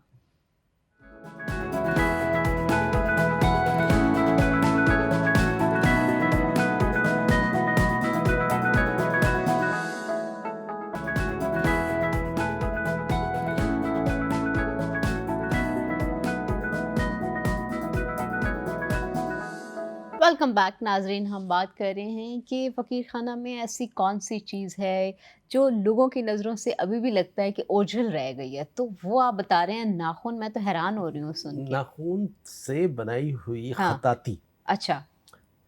देखिए, चीज़ें तो वहाँ पे हज़ारों चीज़ें हैं। हम्म सबसे इम्पोर्टेंट चीज़ होती है कि आपको आर्टिफैक्ट की कहानी समझ आ जाए। हम्म ये क्यों बना था? ये कैसे बना था? हाँ। ये किस लिए बना था? और हम्म इसकी अफ़ादियत क्या है? हम्म इसकी तारीख़ क्या है? तो वो चीज़ फिर खुद ब खुद बोलना शुरू कर देती है। हम्म जब ये सारा इल्म की कहानी है। हम्म अब देखें, लाहौर म्यूज़ियम जैसा दुनिया में म्यूज़ियम नहीं है। हम्म अजायब घर हमारा लाहौर का, हम्म अल्हम्दुलिल्लाह ये ख़ज़ाने हमारे पास महफूज हैं। हम्म वहाँ पे एक फास्टिंग बुद्धा है हम्म जो दुनिया का नायाब तरीन पीस है। हम्म ठीक, ठीक। आपने भी देखा होगा। हम्म नहीं देख, वो इतना छप चुका है या इतना फिल्माया जा चुका है, वो हम्म सबको अंदाज़ा है कि एक फास्टिंग बुद्धा है। हम्म जब तक आप उसकी तारीख में नहीं जाएंगे, आप उस स्कल्पचर को या उस पीस ऑफ आर्ट को एंजॉय नहीं कर सकेंगे। एंजॉय नहीं कर सकते। हिस्ट्री का ये बड़ा होता है, जब आप पढ़ते हैं और उसके बाद उस जगह को जाके विजिट करते हैं। मैं हमेशा यही कहती हूँ, मैं जब कुछ पढ़कर जाती हूँ किसी जगह को विजिट करने, तो वो आवाज़ें मेरे कानों में आ रही होती हैं। ऐसा मुझे ही है, लगता है अभी ये मेरे सामने हो रहा है सब ऐसे कुछ। ही है जी। अच्छा। जिस तरह मेरे पास बड़ा खूबसूरत खजाना है म्यूजिकल पेंटिंग्स का। अच्छा। अब उस पे लिखा हुआ है राग टोडी, हम्म राग बसंत, हम्म अलिफ रागनी, हम्म अ, राग शाम कल्याण। हम्म ये मुख्तलिफ राग हैं। मुख्तलिफ रागों के ऊपर हम्म पहाड़ी स्कूल में, पहाड़ी स्कूल से मुराद है कश्मीर का, हम पेंटिंग्स कहते हैं, तो हम्म वहाँ पर कांगड़ा में और गुलेर में हम्म इन रागों को पेंट किया गया। हम्म ये तो बात समझ आ गई कि राग नीचे लिखा हुआ, वो पेंट है राग। अब वो क्या है राग? हम्म बसंत रागनी। हम्म बसंत क्या है? हम्म वो आपको वहीं पे आपको समझ जाएगी कि सुबह का राग है भाई। हम्म और इसमें बसंती कलर, हमारे यहाँ बच्चियाँ आप शादियों पे, मेहंदियों पे मेहंदी। बसंती ड्रेस पहनती हैं। हम्म ये तो मॉर्निंग कलर है। और हम्म इसका टाइम जो सा है, इसका टाइम है सुबह 5 बजे से लेकर दोपहर 12 बजे तक। हम्म फिर एक राग टोडी है, हम्म उसमें खातून ने पिंक कलर की ड्रेस पहना है। हम्म बसंत सर्दियों में आती है, वो सर्दियों का कलर है मॉर्निंग का। हम्म गर्मियों में राग टोडी है, वो भी सुबह का राग है, वो पिंक कलर का है। अच्छा। तो जितने भी छोटे छोटे सिंबलिज्म हैं, जब आप छोटे छोटे सिंबलिज्म को जान लेती हैं तो उस तस्वीर की अफादियत ही बदल जाती है। अफादियत, वाकई उसकी अफादियत ही बदल जाती है। अच्छा, कोई ऐसा नवादर है जिसको आप कहें कि ये फकीर खाना की पहचान है? बेशुमार ऐसे नवाज, कोई हम्म। एक नहीं। अच्छा। जिस तरह मैं आपको बताऊं हम्म। कि दुनिया के किसी म्यूजियम में हम्म। राजा पोरस की कोई चीज नहीं है। अच्छा, दुनिया के किसी म्यूजियम में नहीं है? और फकीर खाना के पास हाँ। राजा पोरस की ओरिजिनल अंगूठी है। अच्छा, ओरिजिनल अंगूठी उसका है। चेहरा बना हुआ है। हाँ। अब I am talking about 326 BC, जो उस दौर का किरदार था, पंजाब का राजा था। झेलम दरिया से लेके हस्तिनापुर तक इसकी, ये सारा पंजाब इसके नीचे था। तो राजा पोरस की अंगूठी, इसने सिकंदर आजम को शिकस्त दी थी। अब वो जो हम कहते हैं ना कि राजा पोरस को जंजीरों से बांध के सिकंदर के सामने लाया गया और सिकंदर ने पूछा, बताओ तुम्हारे साथ क्या सलूक किया जाए। तो राजा पोरस ने कहा कि जो बादशाह बादशाहों से करता है। ये रेडियो के ड्रामे थे, तारीख ऐसी नहीं है। हमारी नज़र में पोरस हीरो था और हीरो ही है। अभी आप कभी ग्रीस जाएं तो ग्रीस के अंदर उनके दूसरे बड़े आइलैंड का नाम उन्होंने पोरस पे रखा हुआ है। अच्छा। पोरो। पोरो कहाँ से आया ये नाम? ये यहाँ का बंदे के नाम पे, आपने सेकंड बिग आइलैंड को पोरो कहते हैं ग्रीस में। तो ही वॉज अ हीरो। तो उसकी अंगूठी हमारे पास महफूज है। अच्छा, उसकी अंगूठी आपके पास महफूज है और वो आप समझते हैं कि ये पहचान बन सकती है? पहचान तो फकीर खाना नाम ही पूरी पहचान है। हाँ। हजारों चीजें हैं, कोई एक चीज तो आपने कहा कि जो दुनिया में किसी और म्यूजियम में नहीं है, वो यही है। अच्छा, दुनिया में ये एक चीज है, इसके अलावा भी कुछ ऐसा है जो दुनिया में नहीं है और आपके पास? दुनिया की सबसे खूबसूरत मिनिएचर मेरे पास है। अच्छा, वो भी आपके पास जी। है? एक खतात, इस्लाम के एक खतात गुजरे, याकूत मुस्तासमी, उनके हाथ का लिखा हुआ कुरान पाक मेरे पास है। अच्छा। ये अब्बासी दौर में थे। सही। याकूत मुस्तासमी इतने बड़े खतात थे कि मैं अभी टॉप कॉपी म्यूजियम में उनके हाथ का खत देख के आया। अच्छा। कुरान पाक और दूसरा एक कुरान पाक हमारे पास भी महफूज है। तो मिस बलोच, मैं आपको बताऊं कि पाकिस्तान के अंदर खजानों की कमी नहीं है, बिल्कुल सिर्फ उनकी पहचान की कमी है। आपने वहां तक पहुंचना है और सीखना है। ये आप लोगों की चीजें हैं। ये जितने खजाने हैं ये हमारी नेशन के हैं। It's a national heritage. तो इससे जुड़ना बड़ा लाजमी है। जुड़ना बड़ा लाजमी है, डेफिनेटली। अच्छा, दूसरा ये भी बताएं, अक्सर लोग, हम जब बात करते हैं हिस्ट्री की या ऐसे थोड़ी सी पुरानी चीज़ों की, तो लोगों के दिमाग में पुरस्रार कहानियाँ भी आती हैं। तो कोई ऐसी कोई कहानी जुड़ी हुई है फ़कीर खाना से या उसकी दीवारों से या किसी नवादर से? बेशुमार कहानियां। अच्छा, ये आपने जरूर सुनानी है। हजारों बेशुमार कहानियां। अच्छा। बेशुमार कहानियां। कोई एक कहानी हमें भी सुनाएं। मेरे पास हमारे पास एक कालीन है। अच्छा। वो कालीन शाहजहां के दौर का है। अगर उस कालीन को देखा जाए तो बड़ा फीका सा रंग हो गया, लाइट ब्राउन शेड में चला गया। ओरिजिनल कलर उस कालीन का ऑरेंज एंड ग्रीन था। अच्छा। Because it was vegetable dyes, वक्त के साथ साथ रंग फेड हो गए। तो ये कालीन हम हासिल कैसे हुआ, इसकी बड़ी खूबसूरत, बड़े मज़े की कहानी है। रंजीत सिंह का दौर था। अच्छा। तो फ़कीर नूरुद्दीन जो उनके वज़ीर थे, वो लाहौर फोर्ट के इंचार्ज थे। अच्छा। उसके खाने पीने के भी, मतलब बावर्ची खाने के भी, तोशा खाना आप समझती हैं, जहाँ पे ख़जाने रखे जाते हैं। तो एक दिन वो तोशा खाना की सफाई कर रहे थे। तो सफाई करते करते एक बक्से के पीछे से, लकड़ी के बॉक्स के पीछे से एक रोल हुआ कालीन मिला। वो कालीन था बफलो स्किन में रोल हुआ हुआ। अच्छा। जी, चमड़े के अंदर वो रोल हुआ हुआ। वो कालीन खोला तो there was a tag on it, दौरे शाहजहानी लिखा हुआ था उस कालीन पे। और पता था कि शाहजहां, मुगल बादशाह शाहजहां ने अपनी ज़िंदगी में 2 कालीनों के कारखाने लगाए थे। एक लाहौर में लगवाया था और एक आगरा में लगाया था। और ईरान से कालीन बाफों को बुलवाया था कि कालीन बनाने वाले लाहौर आए और हमारे लोगों को ट्रेन करें नॉट्स अच्छी बनाने में, डिज़ाइन अच्छा करने में। तो वो उस ज़माने का कालीन है 1636 ये 34। वो कालीन जब देखा तो it was giving a bad smell because of this buffalo skin. तो महाराजा रंजीत सिंह को बताया कि जी बड़ा नायाब सा कालीन मिला है, आप देखेंगे। तो वो कालीन देखा तो रंजीत सिंह के सामने जब कालीन बिछाया तो उसकी स्मेल से he didn't like it. He said फ़कीर नूरुद्दीन साहब, मैं जब भी आपको आवाज़ देता हूँ तो आप नफल ही पढ़े होते हैं, इस पे आप नफल पढ़ें और ये कालीन अपने घर ले जाएं। उन्हें कहा जनाब हम मुसलमान हैं, हम सजदा पाक जगह पे करते हैं, पता नहीं 300 साल से इस कालीन के साथ क्या हो ये पाक है कि नहीं है। हाँ। आप इजाज़त दें एक दफ़ा इसको पाक करवा लें। तो उन्होंने कहा हाँ करा लो। तो वो लाहौर 14 में कालीन धुलवाया गया, धूप शूप लगवाई गई, कालीन खुश्क हो गया। तो उन्होंने नमाज़ पढ़ी। जब नमाज़ पढ़ के जब वापस आए तो कालीन को गौर से देखते हैं तो कहते नहीं, ये नमाज के तौर पे इस्तेमाल नहीं हो सकता। उसमें पूरा इंसान का चेहरा बना हुआ है। अच्छा। और सिर्फ एक चेहरा नहीं है, उसमें कई चेहरे बने हुए।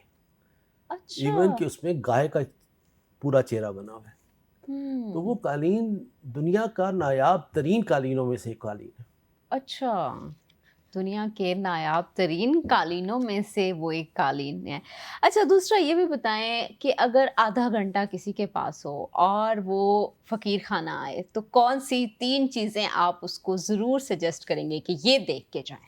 अरे बड़ी चीज़ें हैं जी। आधा घंटा तो कोई टाइम नहीं है। अब आपके लिए मुश्किल हो गई है, आधे घंटे में आपने 3 चीज़ें बतानी है। 3 तो बता देंगे। 3 की कोई मसला नहीं। हाँ। अब अगर फ़कीर खाने के लिए वक्त चाहिए, देखें कितना वक्त चाहिए वैसे, अगर आराम से मैं जो आपको इनवाइट कर रहा हूँ, हाँ। आपको बड़ा टाइम लेके आना है, 3 से 4 घंटे का वक्त। 3 से 4 घंटे का वक्त, ओके। अच्छा, तो एक्चुअली मैं आपको सच बताऊँ, हाँ। ये जो फ़कीर खाना म्यूजियम है ना, ये इश्क है, ये जुनून है, ये बुजुर्गों से चला है। तो मैं अपने विजिटर्स के साथ इस इश्क को शेयर करता हूँ। तो मैं ये चाहता हूँ कि मेरे पास जो विजिटर आए वो इस चीज़ का एहतराम करे। बिल्कुल। ये मेरे बाप दादा का इश्क है जो चलते चलते चलते हम तक पहुँचा, तो इसका एहतराम ज़रूरी है। क्विक टूर मैं नहीं कराता, मुझे बहुत उलझन होती है। अच्छा। क्विक टूर देने में। तो भाई क्विक टूर लेना है तो you can go to Lahore museum, ticket खरीदो, एक चक्कर लगाओ, बाहर आ जाओ। हाँ।